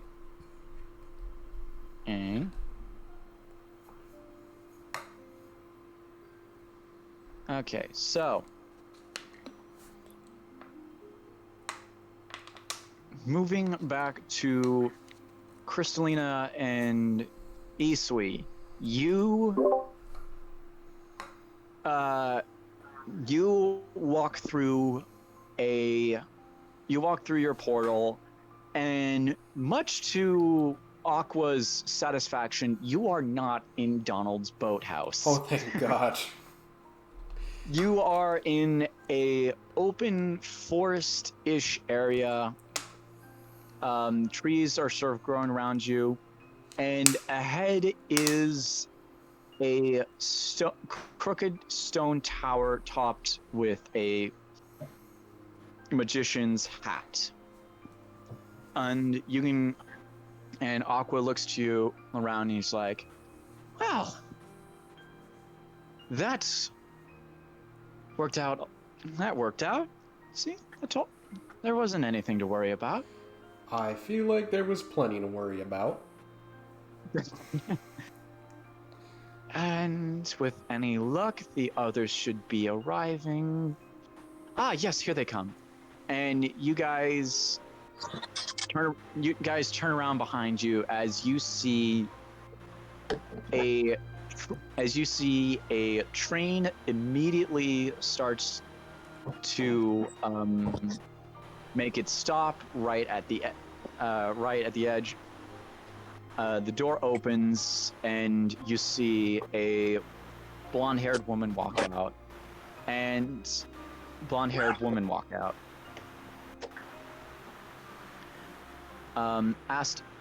Asta, you feel the train finally come to a full stop. The door opens, and you walk out to the same descriptor that I gave the other two.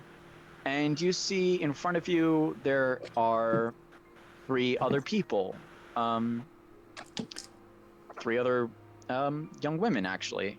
One of which goes, "Oh, hello."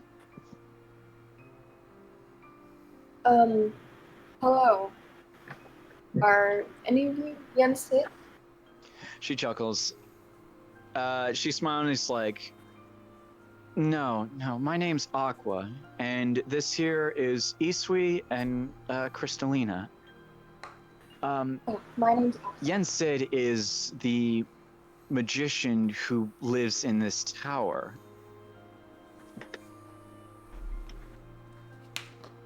Yeah, Well, I take it, he asked you to come here as well?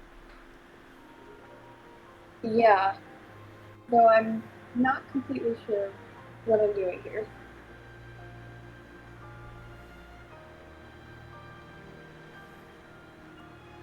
Well, I think we'll leave it up to him. We'll leave it up to him to say. But in the meantime, we are missing, I think, one.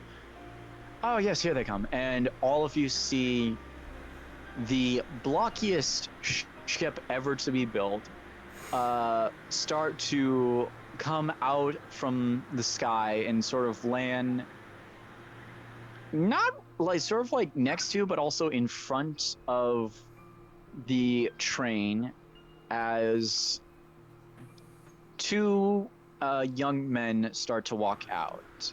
One with short blonde hair and the other with black hair. Ken, you and Riku step out and you see that there are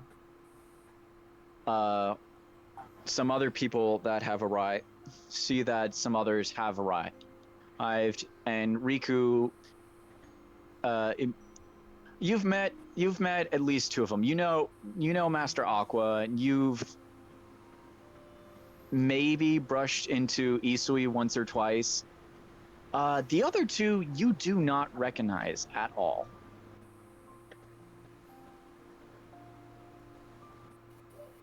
Well, he just you talk. Okay, so as I walk out of this ship, this giant gummy ship, as I see everyone, I'm just quiet, but then I'm just like, "Hi." Hi. Hi. Crystal steps back. It seems like everybody came here on to. You. What's your name? I'm Ken, and this is my master Riku. Well, nice to meet you both. Yeah, It's good to meet you. Riku looks to you, Crystalina, and then looks to Aqua and is like, "When did you get a new apprentice?" Aqua chuckles and is like, "Oh no, Riku. She's you know that statement Yensid said something about the Star of Dreams. Yeah, what about it? Her name's Crystalina Star." Riku kind of nods and he's like, "You have to leave it to Master Yensid to be cryptic about everything." As you all sort of finally gotten to your meet and greet, the doors to the tower open, showing inside a small-ish room and a stairway that's leading upward.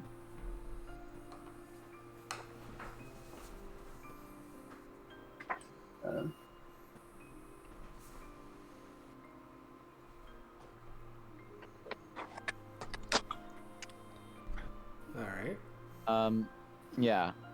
Aqua looks to Isui and Crystalina and she goes, "Well, best you two head on up there. You don't want to keep him waiting."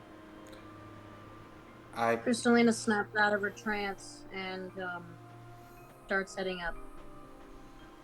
I will follow as well. Ken, Riku looks to you and he says, well, he doesn't really say anything. He just kind of gives you a nod and just kind of gives you a nod. Is okay. So him not being subtle at all, he's just gonna be like, so this is where we part ways for now. For now, but I'm sure that our hearts will find a way back to each other. Definitely. Well, give Master Sora my regards, and I'll see you when I'm finished with this, I guess. Good luck, Ken. Thank you, Master Riku. All right, and then Asta, I'm assuming that you also make your way up the stairs, and Yep. all right. So the four of you enter the tower and make your way up the stairs, and boy, it's a long flight of stairs.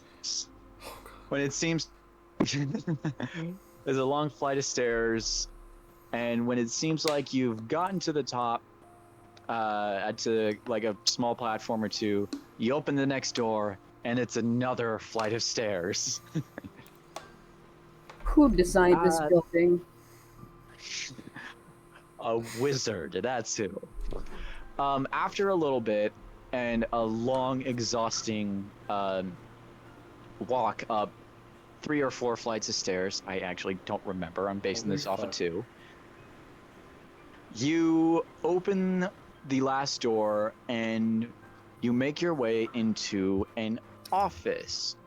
It's decorated in sort of a greenish color. There's a couple of shelves of books, and there's a table with even more books.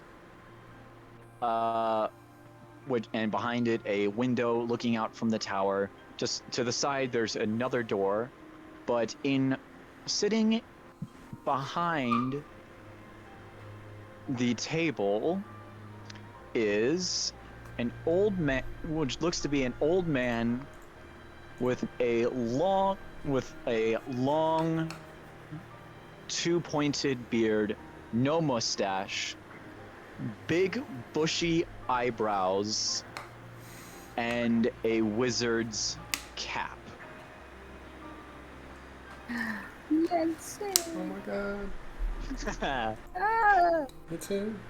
He looks to you all and he says, "So, you have finally made it."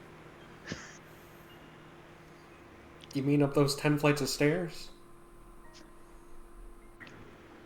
Why make it harder for yourself to get up your own tower? Seriously.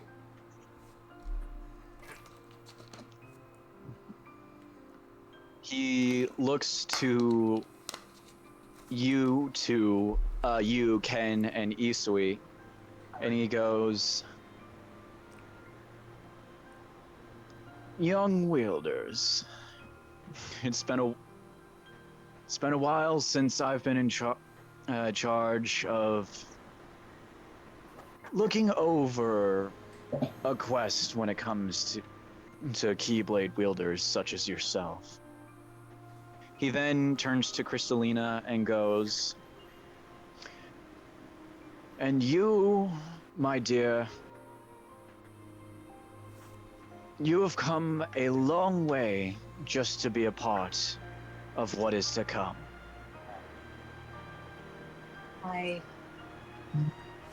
stare at him. I look at him. Just kind of processing what he's saying. And then I say, well, I suppose He then looks to you, Asta, and he goes, I must forgive myself for how brief the letter was to you, for things things were challenging to say to say on paper, to which I could just merely say to you here. That, and I was given writing tips on a friend, and that did not work out well.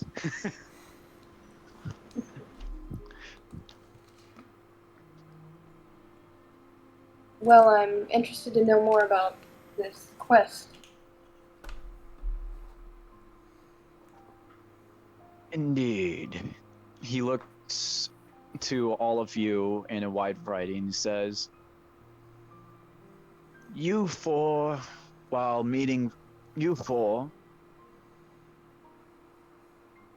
are all going to know what it's like to be true guardians of the light. While some of you have trained for such, and others are merely being thrown into this, you will all get a chance to fend against scout to see what the Heartless will be up to. And we will see whether or not you will have what it takes to be a true guardian of light.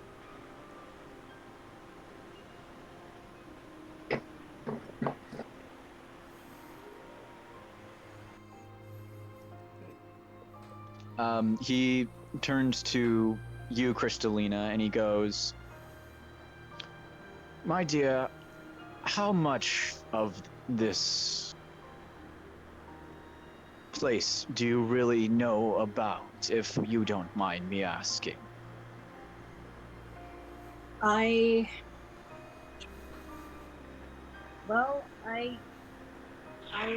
kind of think I know where I am. Back in my world,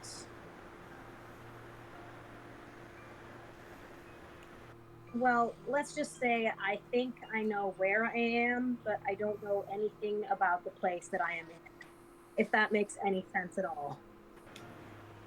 I have heard of and seen many of the lands in this realm dimension, but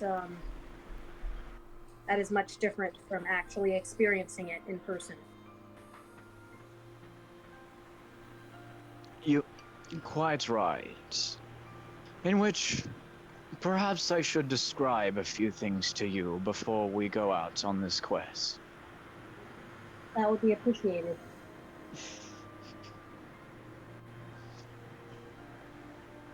You see, my dear, this realm is tied to the balances of light and darkness. And in this realm, such darknesses can sometimes take hold of a being's heart and manifest into what is known as a heartless. These creatures seek at nothing but to increase the hold in which darkness has on all of the worlds in this realm. While any weapon can be used to subdue, for lack of better terms, a heartless, there is only one that is able to release the heartless and be able for it to return to its original being. That being the weapon of the Keyblade. I listen intently. However, as we have found, as some of our previous Keyblade wielders have discovered before, the Heartless aren't the only menace around these parts, for when the darkness in one's heart leaves its body, that body becomes a shell of what it once was. It becomes a nobody. That's sad. Quite.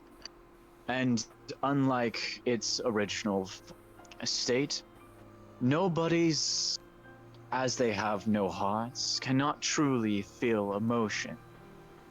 Or that was the original consensus.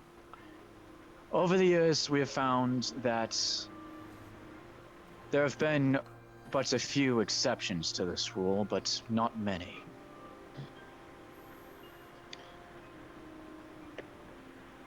Your predecessors, the Keyblade wielders that came before you, have fought against Heartless and Nobodies countless times before, and two of which have even succumbed to darkness before, but have been able to find their way back to light. And he turns to you, Ken, their students would not truly stand here today if they still stayed tied to darkness. Kind of looks down towards his shoes.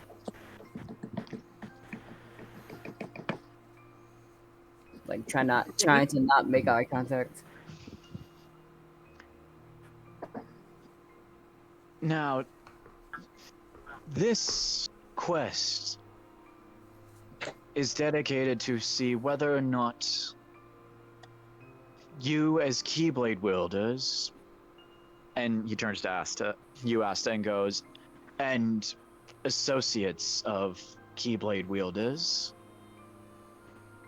to see if you are able to fight against such beings as Heartless and Nobodies, while trying to see if you can maintain your own darkness in check. For almost every being has darkness inside of them, save for 7. These beings are known as the 7 Princesses of Heart. There have been those who have tried to use the Princesses of Heart to unlock either the darkness in man, or to unlock the true power that is held within the hearts of man. Kingdom Hearts. Roll credits. No. He said the thing.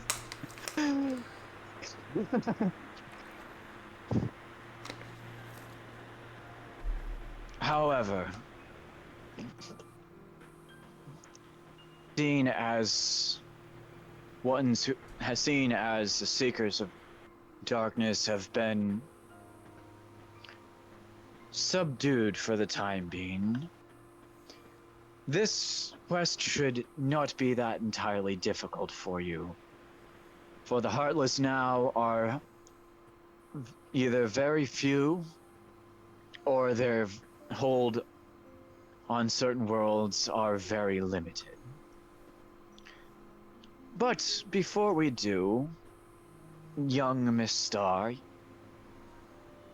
I believe an attire change is needed. Wire, you look down at yourself. You're still in your pajamas. You just say that I'm in t-shirt and jeans or something. Yeah. I'm in my I'm No. in t-shirt and jeans because I don't wear pajamas. Okay. He motions to the door on the side of him, and he says, "Speak with the 3 fairies, and I'm sure they will help accommodate you."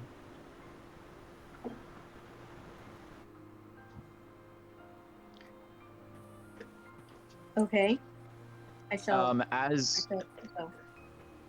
as you sort of nod and sort of make your way, we're gonna cut away to the rest of the group. You make your way through the door, and you kind of find yourself in another room with more bookshelves, windows, a circular table bowl surrounded by 3 elderly women, all wearing gowns and very pointy hats. One of which is decorated in red, the other in blue, and the last one in green. And you can see that they all are also, they also have long, you could assume that they're wands, but it just looks like a long pointy stick to you. They turn to you and they go, and you see, oh god, I don't actually remember the name, so I'm just gonna call them the red one, the blue one, and the green one. Give me some slack. You see the blue one kind of go, oh goodness, dear, come in. Master Jens Sid sent you to us, did he? Yes. An attire change, since I'm still, well, wearing this. You see the green one kind of go, oh, wonderful, dear. We haven't had to do an attire change in almost 4 years. The red one kind of goes, yes, Well, and what? it's- Yeah. And then the red one goes, yes, and what a hassle that one was.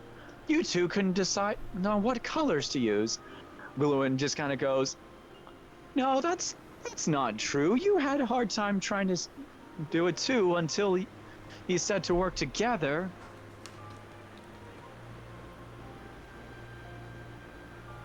Goes, Okay, all right, now, sisters. Let's not bicker and argue this time around. They sort of look at you and they go, now, just stand right there, dear, and we'll have you dressed up in no time. They all flick their wands at you. You see magical effects flying towards your clothing. I'm not going to go through the same thing as what Sora did in Kingdom Hearts 2, because that would take too long. So in a bit of a light, your clothes, in a bit of blinding light, your clothes change around you into whatever the heck Angel drew on your token. Actually, we can leave it here. And you can also see that they've clothes fit perfectly. They feel really nice, and they feel nice and comfortable, and they feel like nice and light. And you can also see that it's also that you can also see that the are no sleeves, so your old guild mark from a long time ago still, it shows as remarkably as it did the day you first got it. And the fairies look at you and go, oh, now look at you. You know, how do the clothes feel, dear? Not too loose or tight, I hope? No, they feel quite comfortable. Thank you for all your help. Of course. Now make your way on back to Jens Sid. Good, and hopefully he'll fill you out on what needs to happen. Okay, thank you. And you walk out, close the door behind you. Not much has really been kind of discussed after Kristalina made her way through the other door. It's just Jens Sid just kind of said to patiently wait before he said anything else, and you guys kind of all waited. He for some reason decided to take a call that for some reason came through, so kind of went off to the side after a little bit. I mean, unless you guys wanted to do some actual conversation when Kristalina was with the fairies. We could do some conversation. Ken kind of walks. Well, they're already as a group together, so I guess he just turns to to the rest of the people who are there. He's like, "So I don't know much about you guys. Well, I think I know a little bit about you. Isui, was it? Yeah, Isui. Yeah. Riku kind of mentioned that you were, Aqua's, Master Aqua's, apprentice. So, Yeah, you know, I've been training under Master Aqua for a little bit. What was your name again? Ken. Ken. Uh, yeah, just Ken. I'm, as you could tell, I'm Riku's apprentice. I sort of extend my hand and I'm like, well, it's nice to meet you, Ken. And you definitely seem as strong as he does, if not more. I wouldn't say that. No, Master Riku is super strong, and I take her hand and shake it. And you, Asta? I don't think I've ever seen you around. I mean, we were in before we got here, but I, I never see you around. I think I'm the only one here that's not magical in some way. I'm Asta. Well, hi, I am Ken. Isui?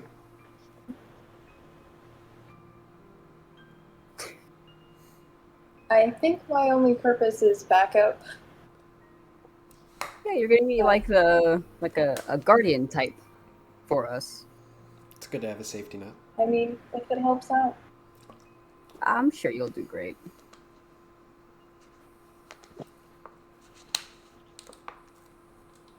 But yeah, and Alright, we just so- we just kind of have like smaller like banter for the rest of the time. Christina. Yeah. After a little bit, Kristalina comes out.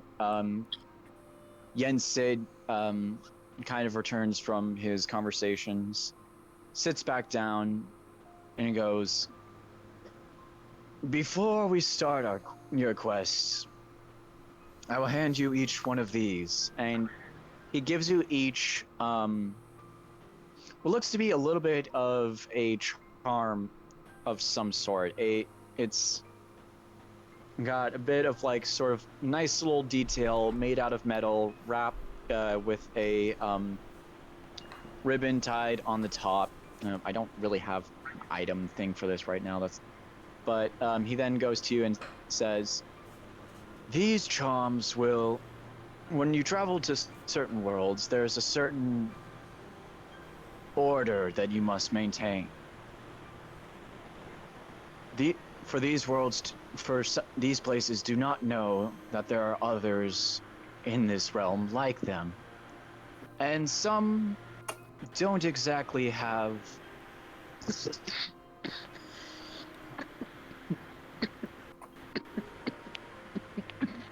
You okay? Okay. Oh, yeah, I'm good. Sorry about that.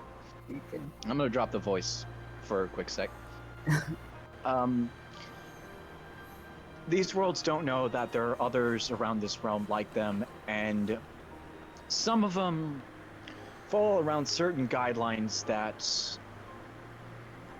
aren't exactly the same as worlds such as Twilight Town or the Land of Departure. These charms will help maintain at least part of that order, but it is up to you to try and keep silent of the fact that there are keep silent and to maintain the natural order.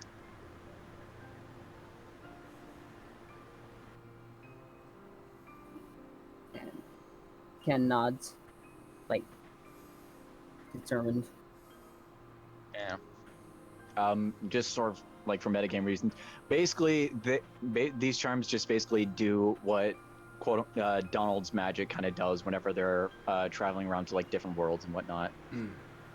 So if like if you go to a world like say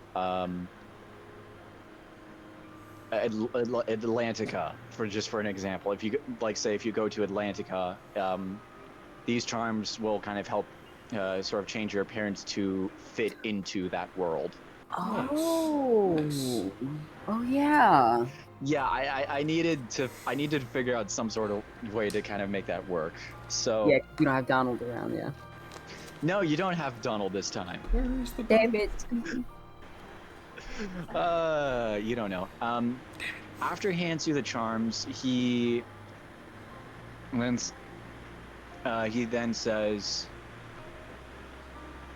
it is now time for you to start your the first step into your quest.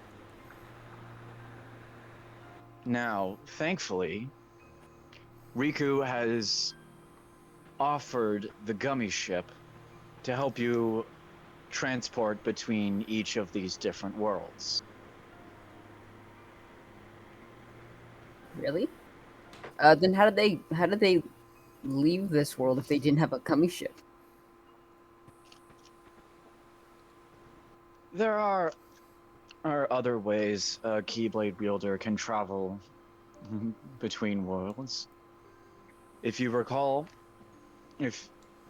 as young Isui would know, Terra, Aqua, and Ven don't necessarily use a gummy ship.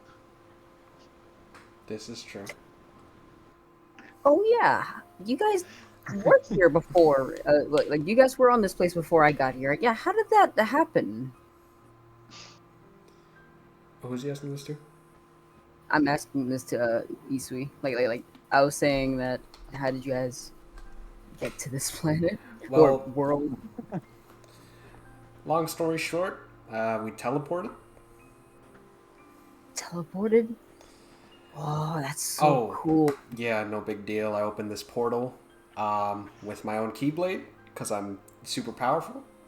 Oh, really? Oh, Yep. then that means you can transport us to a place, like to an item shop before Well, we take off on our destination, right? Um, And we don't even need the gummy ship if you can like take us anywhere, right? where's the ship, Sid? It's just right outside. You can see he's kind of smiling as you're just boasting like, oh yeah, no, I can teleport us wherever we want. He knows you're lying, but he's not really going out of his way to say that. God damn it, Sid. After that, he then goes to, your first task will be to go to Radiant Garden. Radiant. Merlin has contacted me about something that has been troubling over in Radiant Garden, and he and I both agreed that this would be a wonderful first step into your quest. Okay, All right. will do.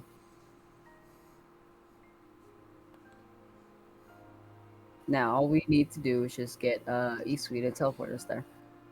Well, thing about it is, Oh wait, we need to pick up some items first. Oh yeah, yeah. You think you could find a way to get us there as well? Well, my powers only work at a certain time of day, so. It's always nighttime in this world, though. Exactly. So, they don't, I don't work at night. It does not compute. They don't work at. But you're okay. Luna's And just then okay, so Crystalina's just kind of smiling the whole time. as you guys can probably tell, Ken is a little bit incompetent. He doesn't know. He can't tell from Isui's voice that she's lying. So he's just going along with it until he like puts two and two together. He's like, "Wait a minute, you're probably lying, No, aren't no, you?" Ken, listen. Once we get to Radiant Garden and the sun is up, I will show you. I can You will teleport. show me. Yes, I promise. 10 gold on it. No, 10 money on it, right? Well,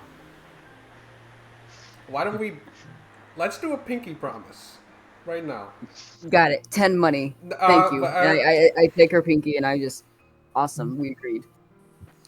all right. Well, how the fuck do I get out of this situation?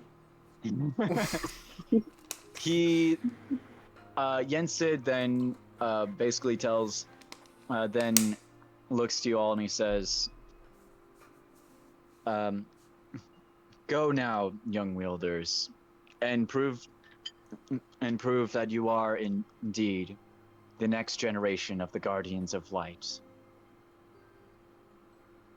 And I want everyone to... Actually, no, I'm not gonna make him whisper this. As you guys turn around, Yensid's definitely gonna lean into your ear, Isui, and he says, Oh. "You must work on your pride as well as your skills." My pride, sir?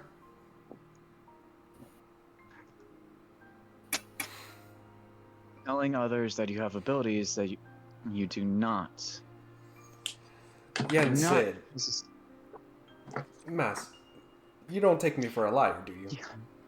He stares deeply into your eyes. Okay, I'll prove it to you right now. Watch this. I stand Do I there hear, and do nothing. do I like hear this, like him say, do I hear her say, watch this? Roll perception. God damn it. I knew it was coming one of these days. God. Alright, good thing I came prepared. Check. Good thing I came prepared. I got a 3 in perception. Hey. Okay, you know what? Fuck. Okay, you know what? That's bad omens. It No, doesn't you are matter. you're completely oblivious.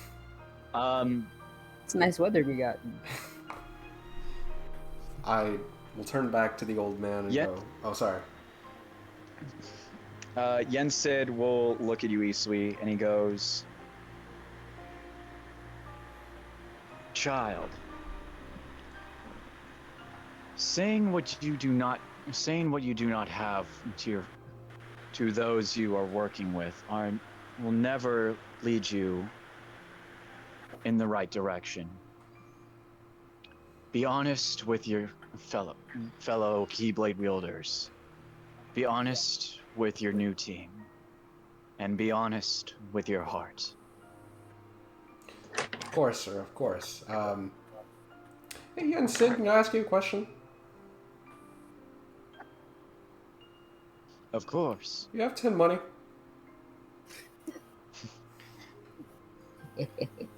No. Listen, maybe it's just me. I don't see the harm in joking around in a harmless fashion the way I did.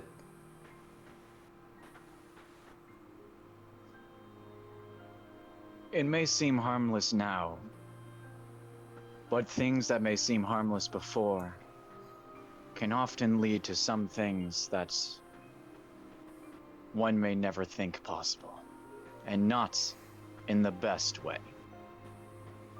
I guess so. Yensid, you speak very cryptically. So he's been told. I say out of character. Go now, Isui. Go to the gummy ship and complete the quest. Of course, of course. I will sort of nod respectfully towards him. And as you all sort of head out, he doesn't necessarily say this to you, but you can just kind of hear him saying as you walk away, "May your heart be your guiding key." He said the thing. Of course I was gonna make him say the thing. Yeah. You all eventually make your way down the stairs, back outside. You notice the train is gone. Aqua and Riku are nowhere to be seen.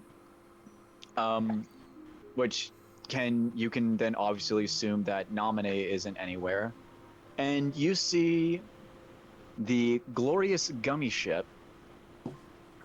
just parked right in front of you. Can I go to Isui and just go like, I'll be waiting on that 10 money, by the way. Oh, and speaking of money, wait, you guys wait here. I need to ask Jens a question. Be right back. And he runs back up the long flight of stairs. I'll punch his shoulder before he leaves. Okay. Master Alright, Jensen? he turns back around as you can see that he was looking out the window waiting for you guys to head out. He turns to you and he goes, "Yes, what is it?" Speaking of money, I don't think anyone here has any like starting money for like, items, because I know we're gonna need some healing items like high potions and such for our journey, and I was probably hoping if you could spare us some starting money on our trip. Sir? Jensen, sir? Jensen sort of looks to you and looks to you thinking, you're not sure what he's thinking, but he looks to you and then he goes, "What? I was, unfortunately, I don't have anything here at the time, but I will be sure that Merlin has the supplies that you need once you reach Radiant Garden." Okay.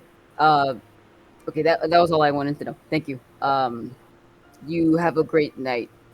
And he awkwardly like backs up because he didn't know how to say that, and he just kind of like just runs out. Yeah. It's always nighttime. Yeah, it's always a nice start. I can just say he's a magic train, but no money. Alright.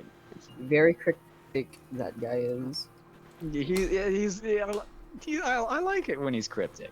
Yeah. So Ken, you make your way back. You make your way back down to the front. You see everyone getting in the gummy ship. You see a note on the gummy ship console that says, "Ken, I hope you remember the flying lessons I taught you, Oh. because you're the one driving the ship. Fuck. Nominate." Okay, so he just kind of like, and he looks back to like he looks back to the rest of the party, and he's like, uh-oh. You still want to teleport? If you can even teleport. Yep. All right, well, he just kind of like cracked his knuckles. I can't do that here because I don't know how to do that. But he cracked his knuckles, and he's like, "All right, Oh, I just cracked like 10. prepare to have yourself a wild ride." All right. Ken, give me an. You know what? Yeah, no. Give me a straight intelligence check to see if you actually do remember how to drive the gummy ship. Oh shit. My boy Ken is kind of stupid, so we'll see how this is. Okay. You mean we might die before we get to the first world? No, right. no. Okay. So you said straight intelligence, right? Yeah, straight intelligence. Okay. God damn it! God. Oh Oh Oh. God. Ken, what have you done? This is a great way to start the game. Okay, so I have a thing. Okay, can it be like, can he like have the pressure of like flying on his own for the first time, kind of hindering his ability to fly right now, and then he can try it Oh later. heck yeah. Okay, good. Yeah, no. Considering that this is your first, I guess you could almost say solo quest, because this is like you don't have Riku or Namine to kind of pull you out if things go wrong, and you've never really flown the gummy ship on your own. The Namine's kind of always been a co-pilot with you, or Riku has, but um, I'll say that okay, so you start the gummy ship, it starts to ascend into the air. Yensid is staring out of his window. And for some reason, you fly backwards really fast. Oh You fly backwards really fast, flying all over the place, swirling. It's like, God. it's almost as bad as Donald Duck having one of his angry spats when he goes all over the Oh place. God. Yeah, Ken, what are you doing? I'm okay. I'm under a lot of pressure. I haven't flown this thing on my own without anyone else to guide me. So I'm usually better at it. Okay, it's just a lot of pressure. I don't see you teleporting us Alright. anywhere. It only works. I don't have to explain this up to you. Yeah, okay. So after loads of spiraling around, a lot of crazy turns, you make your way to Radiant Garden. Do I have music for this? Kinda. 15 minutes of music. No, I'm keeping this.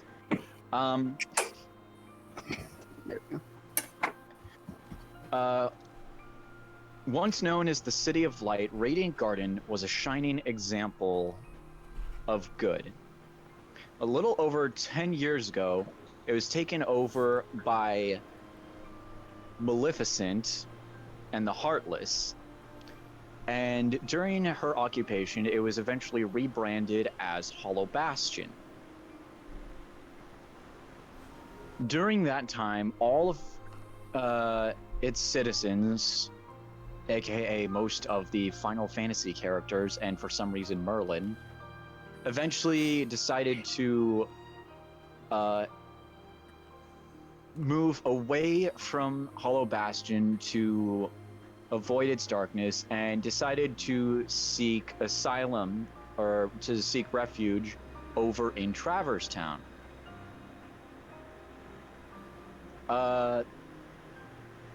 After Hollow Bastion being occupied by Maleficent for 7 to 10 years, Sora eventually found a way to defeat Maleficent and reclaim Hollow Bastion to its original citizens. However, during which it was also almost the immediate destruction of every other world out there. So the citizens eventually had to try and rebuild, and therefore several of them formed what was known as the Hollow Bastion Restoration Committee in order to try and bring Hollow Bastion back to its former glory. During which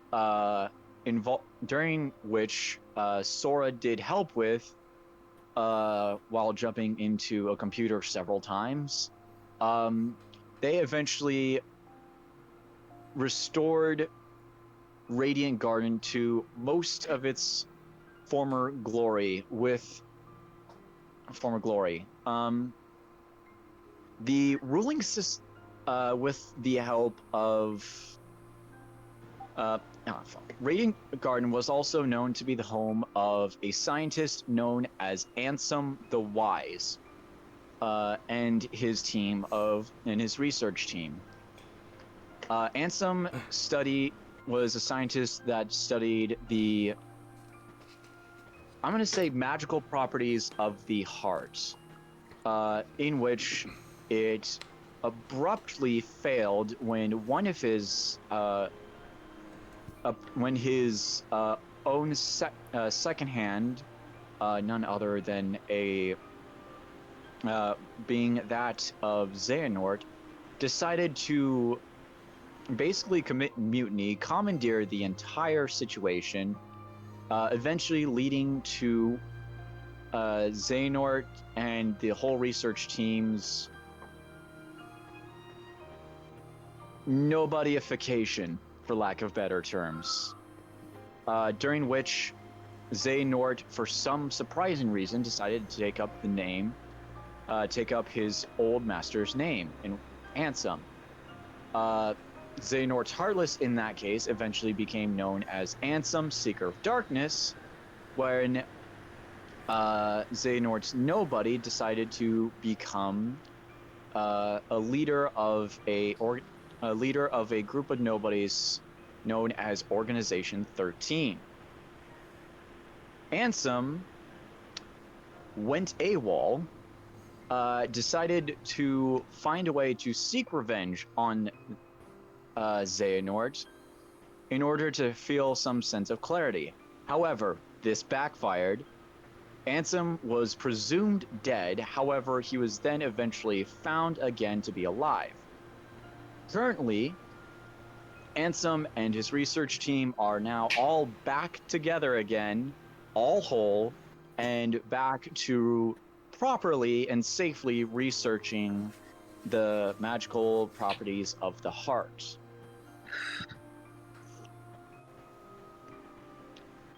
You guys, all after landing the gummy ship at the edge of Radiant Garden, you all make your way on top of the Bailey, which is kind of like a rampart. Carlo, Angel, you'll kind of recognize this thing from 2. The Bailey, you guys can, it is sort of newly rebuilt after heavily destruction from the Heartless, and you all can see Maleficent's old castle sitting in the distance, worn down, rugged, and surprisingly still showing the emblems of the Heartless across its tower walls. The Bailey itself leads in 2 different directions, one of which looks like it's going towards the city, and the other looks like it's going to where Ansem's research tower is, in which I'm gonna sort of which I didn't realize was also part of the Radiant Garden Castle, so I'm just gonna kind of dub it as the Radiant Castle.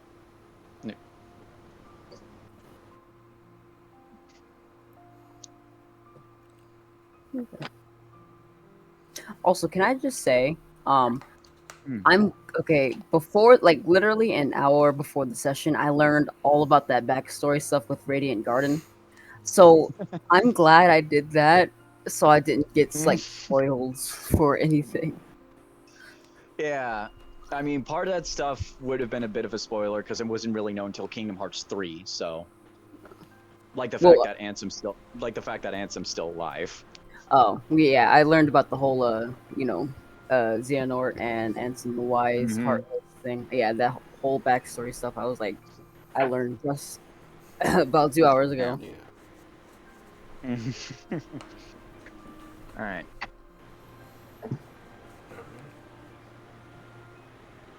All right. So, what are you all doing at this moment? So, well, as they're like as they arrive, Ken's gonna, I think he's kind of gotten used to the whole flying experience from from the mysterious castle to this area. So I'm pretty sure he's able to land pretty smoothly. Not too smoothly to a point where he's like an expert, but like, not bump anything. Yeah. So yeah. Okay. Isui, Kristalina, Asta, what about you guys? Mhm. Crystalina is used to flying in airplanes. Well, Lyra is. But she's never quite experienced a flight like that, so she's gonna take a while to just sit in her chair, Mm-hmm. um, then go outside and wander around awkwardly. Yeah. Asta, what about you? I guess try and keep my mind straight, because if I thought that train was weird, now I just rode in their spaceship. Basically, yeah. Actually, fun fact, and I did actually look into it. Technically, the space in between worlds is not actually considered space. It's actually considered just darkness, which is one of the reasons why some people are able to kind of traverse through it between worlds without wearing any. It's one of the reasons why Terraven and Aqua are able to just use like freaking gliders to kind of go across and their Keyblade armor, because technically it's breathable, but it's darkness, so the armor kind of like repels the darkness in the space between worlds. Huh. Fun tip. I actually didn't know, but that was pretty cool. Now I know it. Whenever I'm defeating space Heartless, yeah, I'm consumed by darkness. The gummy ship isn't necessarily a space ship; it's a darkness ship. Yeah. But for simplicity, we'll just call it a spaceship. Makes more sense. All right. As you guys are walking out, you kind of make your way across this part of the rampart until you see a few things almost seem to appear in front of you, and along sort of the side. So in front of you, you see what looks to be appearing from like tendrils and wisps of what looks to be darkness. You all see a small-ish looking creature, all black, glowing yellow eyes, with little like sort of creepy antenna and almost a bit of a creepy body. Isui, Ken, you guys know what this is. Yeah. It's a freaking Heartless. It's a classic Heartless. Good It's a old classic boy. Heartless. As it appears, suddenly you see sort of like one more, and then you see a few other Heartless show up.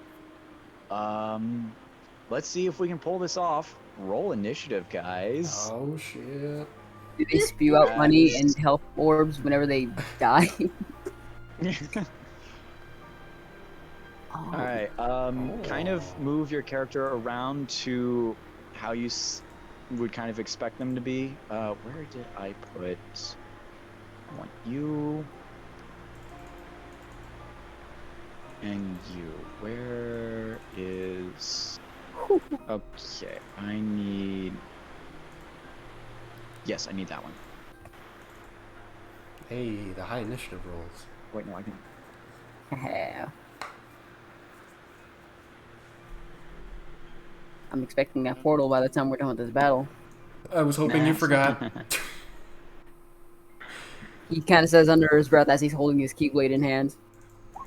She clears her throat and goes, "What portal?" Yeah, you know which one. I'm ready for that 10 money. She's like, "Focus." What great initiative. Let's see. Oh. Music actually playing right? Yes. No, that's not the music I want. Oh. Well, it was playing. I thought that. It was playing. Yeah, I know. I actually have combat music though for this.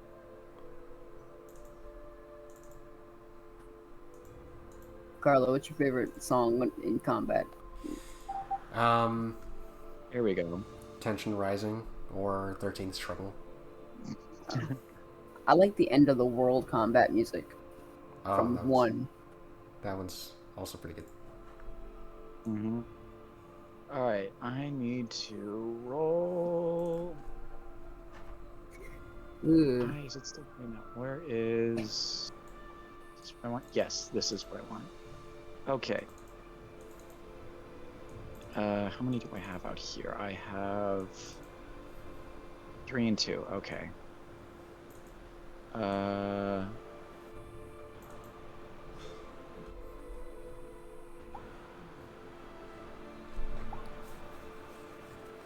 Three. And why is it not playing Tension Rising? Alright. Wait, is it? I'm hearing Dive to the Heart. Yeah. Wow, what are you doing? Hold on, let me see if I can fix it. Is Where that a are you dog? playing this from? Huh? There's a dog. Sorry. Hold on, I'll figure music out in just a sec.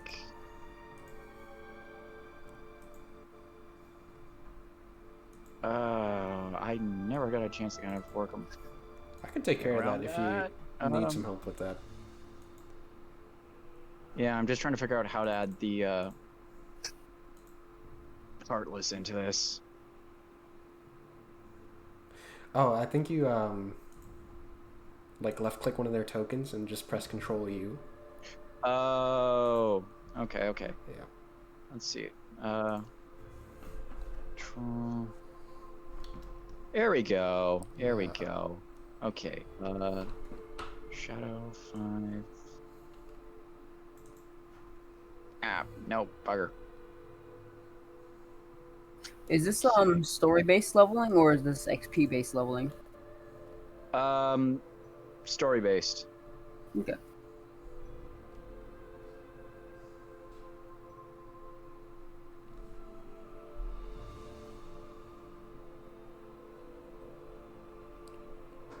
Okay.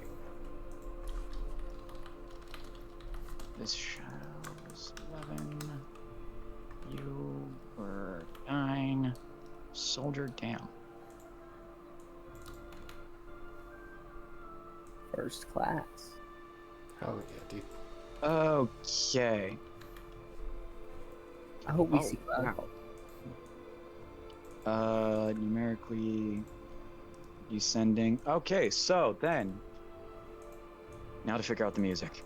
I think we're missing Lyra in the initiative. Are we? Still here. In the initiative order. Oh yeah. No, Hold on. Let me.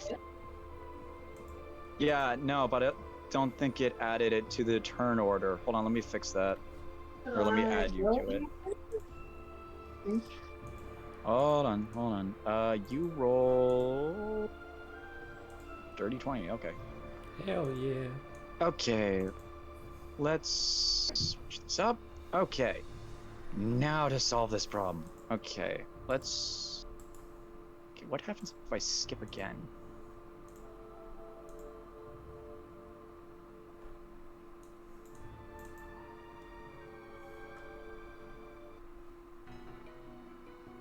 No.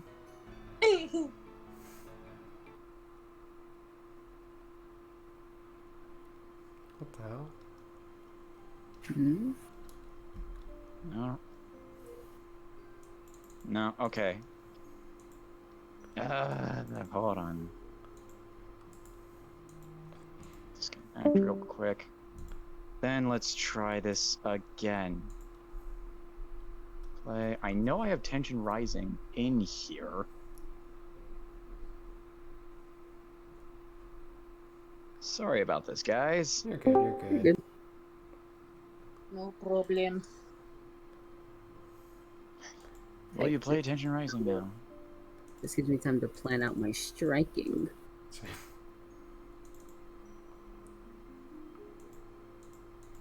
Seriously. Let me let Ken do all the work so he forgets. Very funny.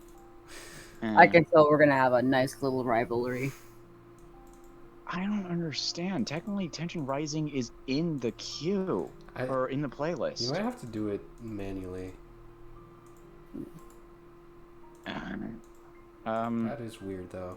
All right. How would I work it manually? Or I could. Let me see if I can. Bam.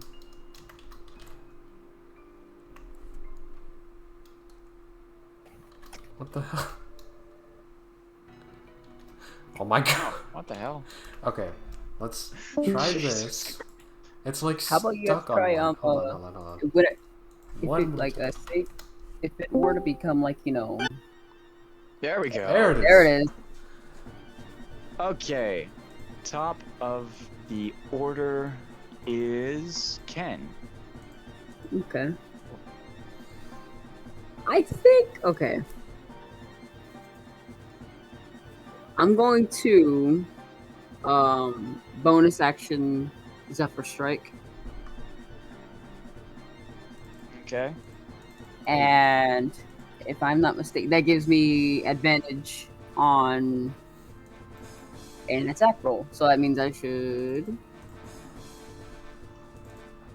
I'm gonna strike this heartless. Oh, right here with my Keyblade. Okay. 16 will hit. Okay. Oh my gosh. All right. Yeah, no, these guys don't really have much, so how do you take down the shadow? I kind of just lunge and just like do the simplest slash, just like. Eh. All right, so which one do I want to make that?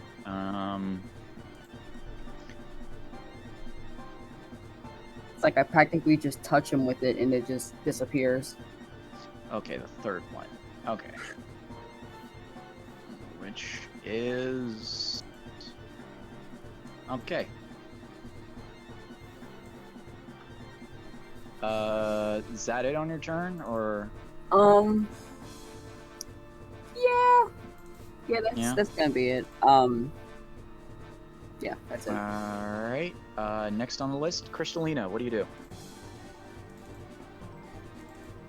I'm gonna test out my new powers and just try the first thing on the list at the nearest darkness monster.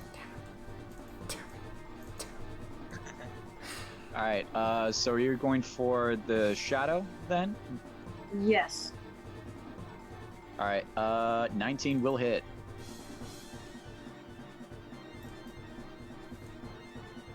9. Let's see which one's sorry. closest.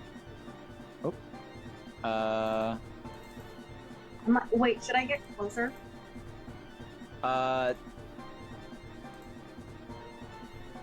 Yeah. Yeah, because technically, Keyblades are just like regular weapon attacks. So in that case, Ken would have to be like right in front. I'm gonna get like way closer. How much can I move? I think you got 30 feet. So one square is 5, right? Yeah.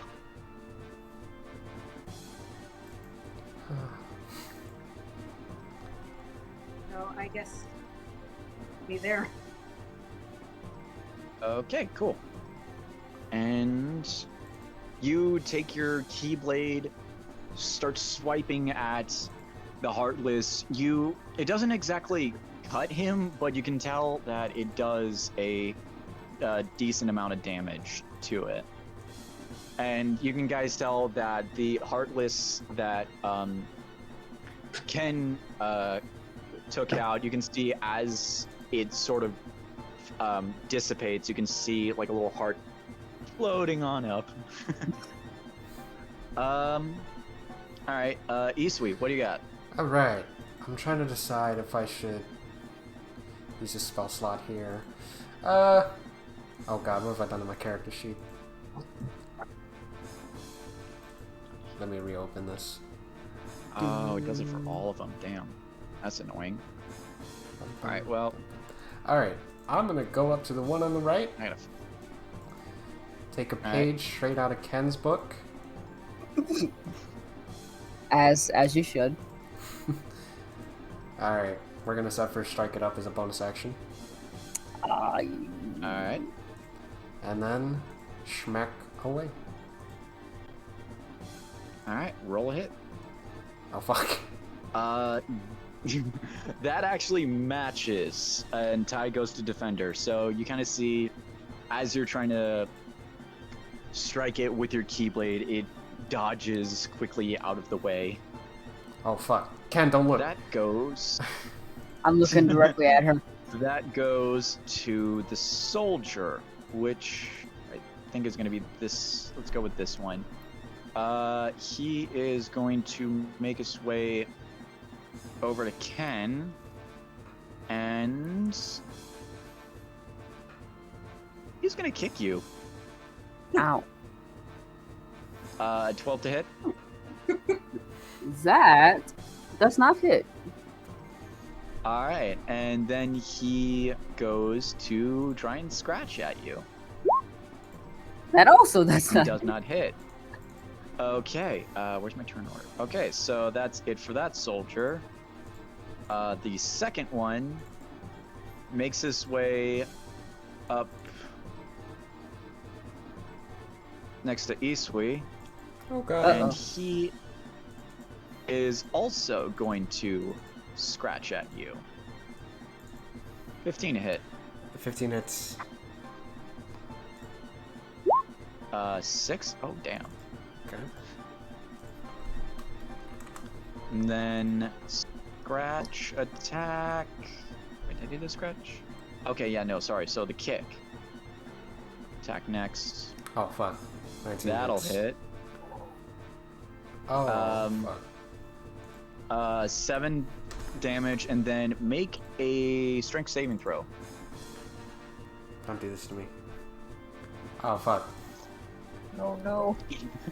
So this heartless sort of kicks at you. So this heartless starts scratching at you, manages to get a good one in.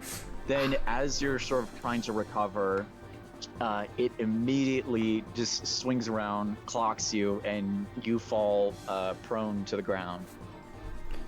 Alright, fuck. All right, it is now the Shadow's turn. This is going to be. Yeah, I'm gonna make it this Shadow, and it is going to. Also, it is going to scratch at Crystalina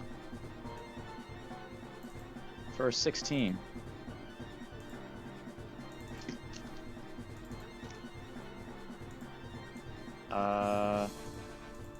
Wyra, does a 16 hit you? Out of curiosity. I have 16 hit points. No, your armor class. Oh, The how do AC. I do that? I think that's Oh, my armor class is 14. I'm assuming it does. Okay. Yeah, no, that hits. You take. What the fuck? Damn it, Oh you no, that's only when did. it's sleep. That's only when it's sleeping. So you take 5.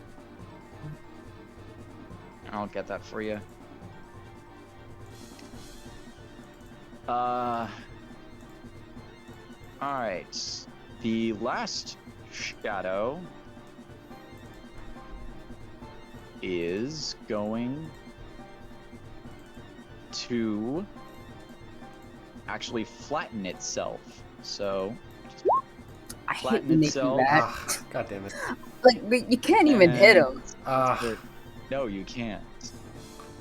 And he is going to make his way sort of around to here, let's say. thank god I'm too low. Alright. It can't really do anything else at that time. So, Asta, you're up.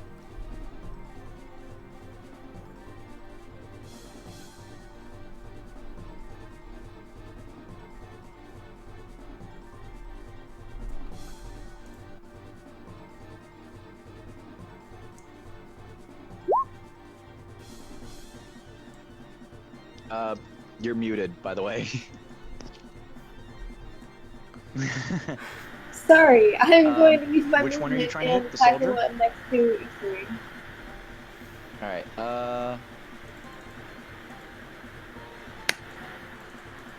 okay, 16 hits. No, it's not with a... Oh god, which one of those? What? Actually, no, I'd say that one would be for...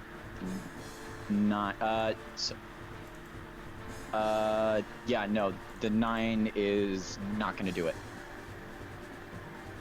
Right, and that's about all I can do.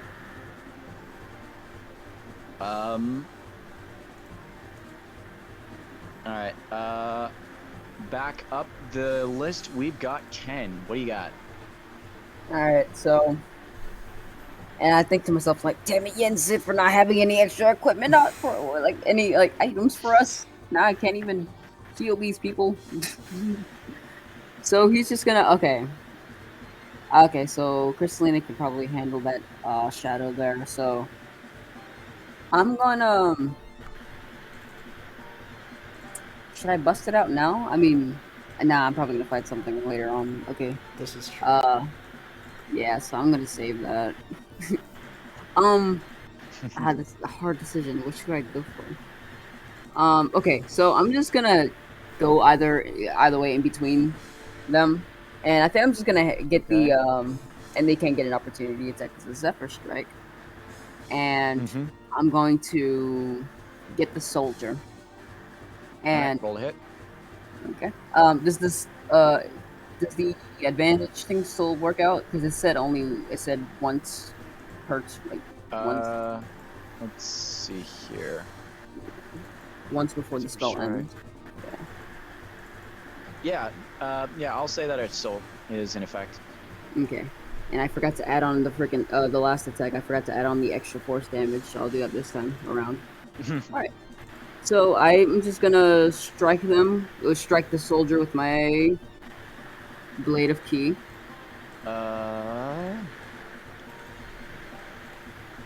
That will hit. Roll for damage. Okay. Plus the edge. What's it again? Let me see. 1d8. Yeah. Force damage.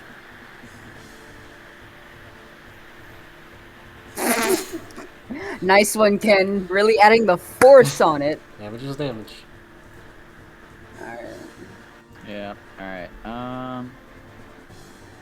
Okay, so that'll be 8 damage to... I've got to... Yeah, no, it does it for both of the tokens. Damn it. Alright, well, that's fine. I'll figure that out later.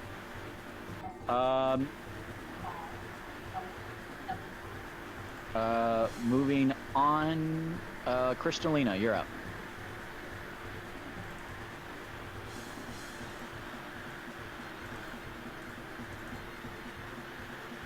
I'm going to hit the same monster.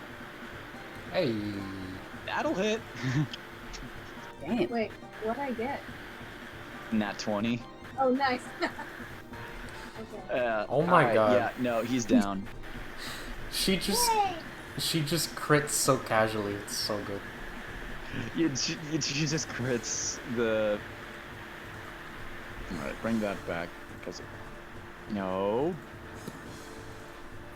There we go. Okay, so...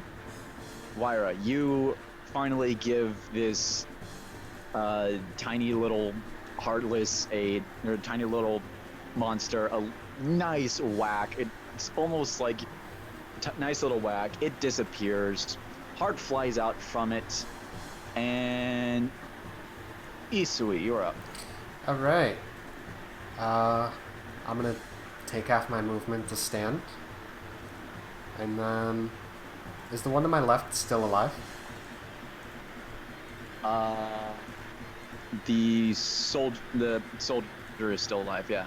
All right, we're gonna smack him. All right. And well, bang. That hits. Roll for damage. All right. All right. Let me fix that for that one. Okay. Moving on.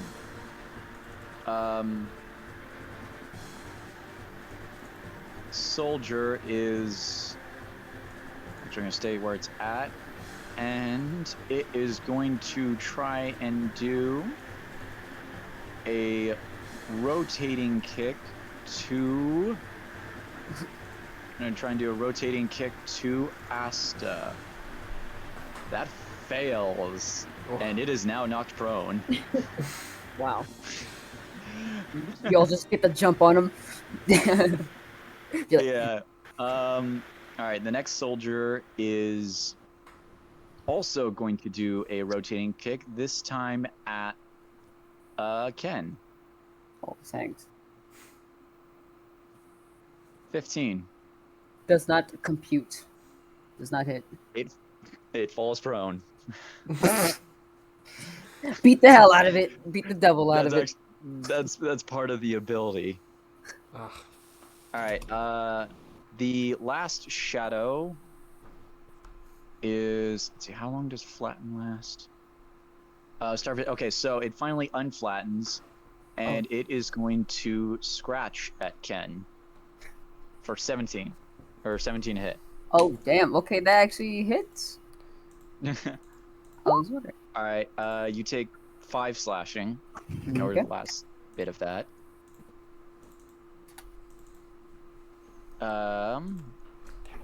Asta, you're up. All right. Well, I'm going to attack the one that just tried to attack me. And I believe prone gives advantage, so I guess just the better of these two. 24 hits. Nice. All right. For 5. So good. I'm just gonna make a mental note in that. Okay. Top of the list, Ken. What do you got for me, mate? All right, now which one did she? Which one did she strike down? Well, get. She struck the soldier farthest away from you.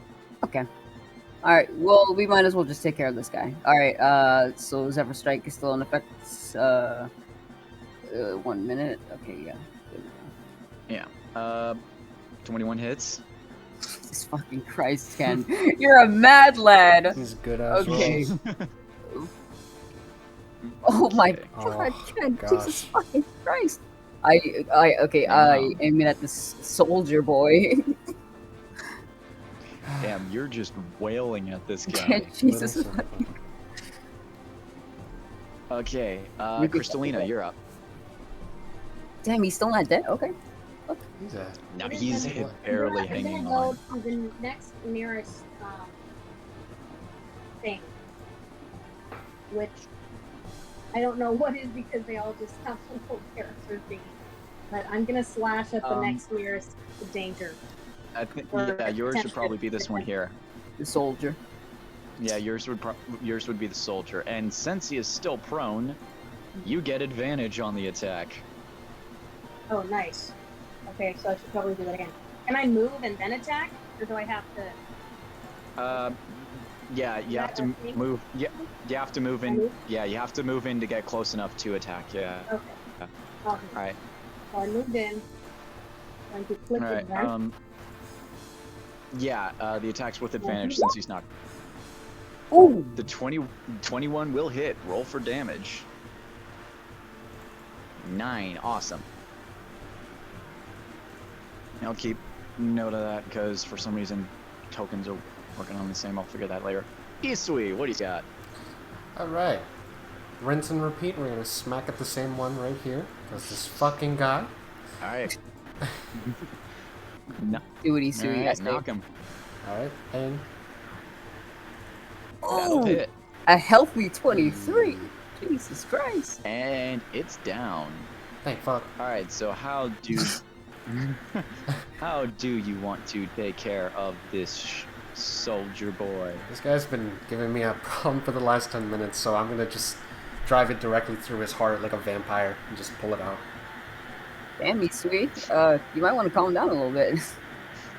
I am say, calm.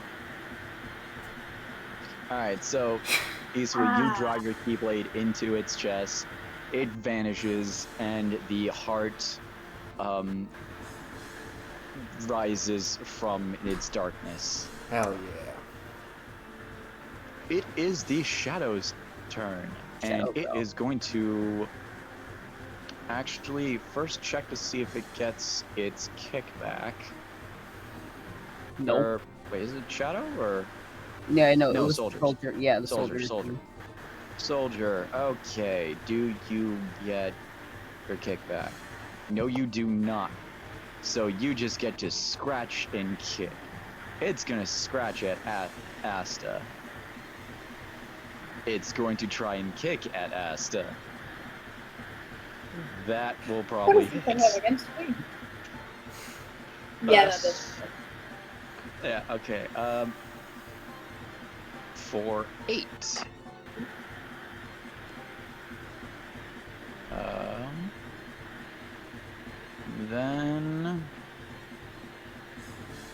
Then it's the Shadow's turn. There we go. Then it's the Shadow's turn. It is going to try and scratch at Ken. Never mind. I'm just gonna like look at it like, do you really want to do this? Alright, Asta, you're up. I will try to attack the one that just kicked me. Alright. 16 does hit. Woohoo. 10. Lovely. Alright.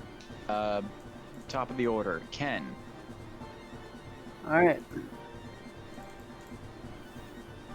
So I, of course, hit him with the blade of key. This shadow here.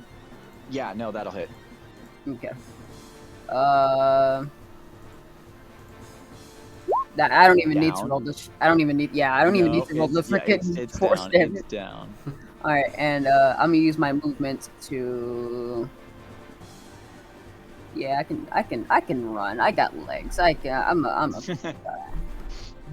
yeah, and I'm just gonna come up to there and I'm gonna be like, hey, you need help, to Asta.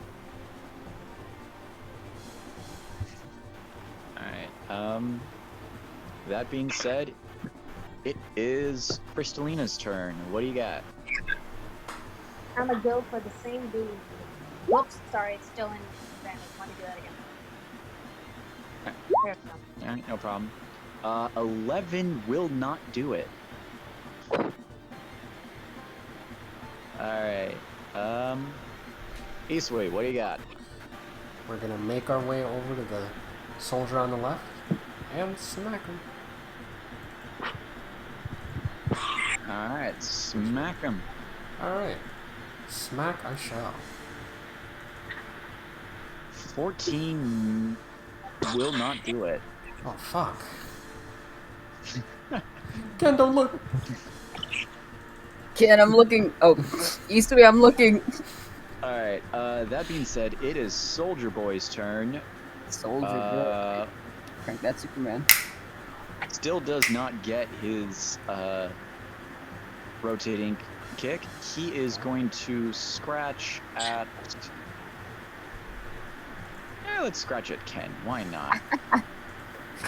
It's a failure. Nope. Alright, then it's going to try and kick at Crystalina. 6. Does a 16 hit, Pyra? Yes, it does. I'm 14. Okay. Gotcha. Okay. You take 6. And that is Asta's turn. I can reach it from here, right? Yeah, you can reach it from there. Just double check. Yeah. 10 will not do it. Yeah. All right. Ken, you're up.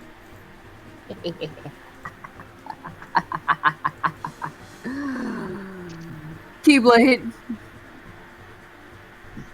15 will do it. Oh Or wait, okay, actually, so we're either. okay. Oh yeah, no, you're still concentrating on Zephyr Strike. So yeah, either way, both of those hit. In either circumstance. yeah. All right. 7. Sure. Fuck! Eight. Damn it! I hit it at the Alright. at the boy, at the soldier boy. Dun, dun, dun, dun. All right. What do you got, Wyra?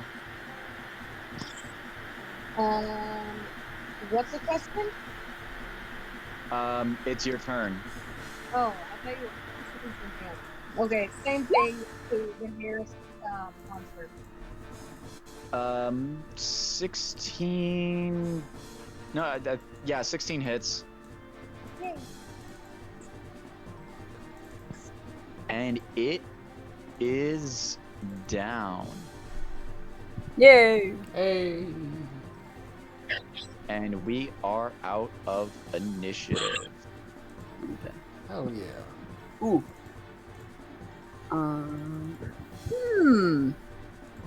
I'm just gonna like look around, make sure that there's nothing left.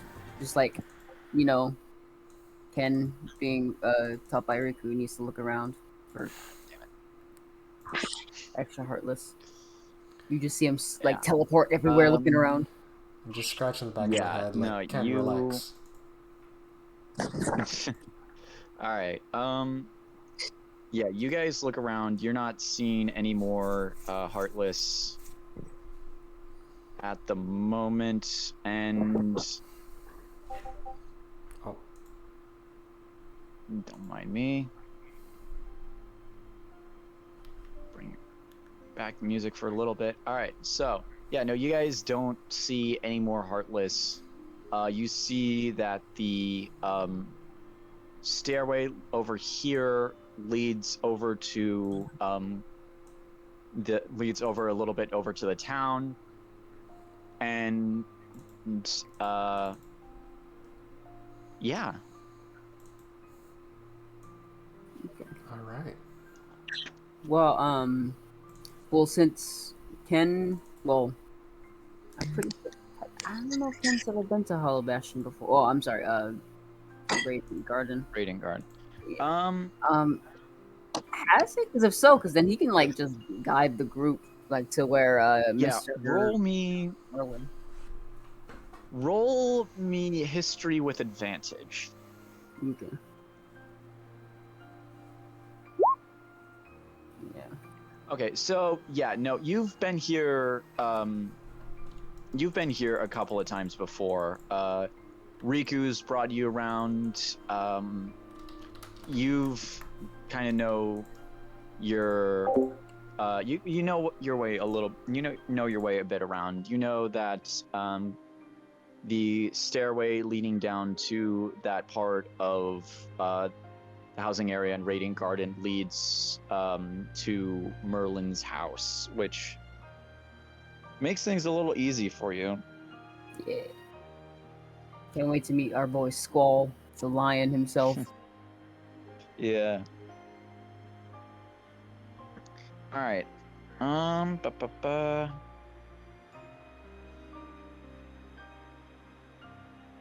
Yeah, so you guys with Ken kind of leading in front of you, make your way down the stairs from the Bailey and into this sort of small courtyard area that's like right next to courtyard area. There's several houses in this part, and there's a sort of cobblestone pathway leading to the bigger parts of Radiant Garden. And you guys see that Ken is sort of directing you over to this one little house that's kind of tucked away from the stairs. and you see, like, immediately as you get decently close to it, the door sort of slightly opens, and you hear a sort of old man's voice go, "Well, it's about time you got here. Come in, come in, come in. In." Mr. Merlin, is that you? I say out loud. You see kind of, you can kind of see part of his head kind of peeking out, and it's like, "Aren't you Riku's student?" Yes. Oh. Well, don't just stand there like a bush. Get inside. Get inside. Oh, okay. Okay. And he just like kind of just like hurries and just like runs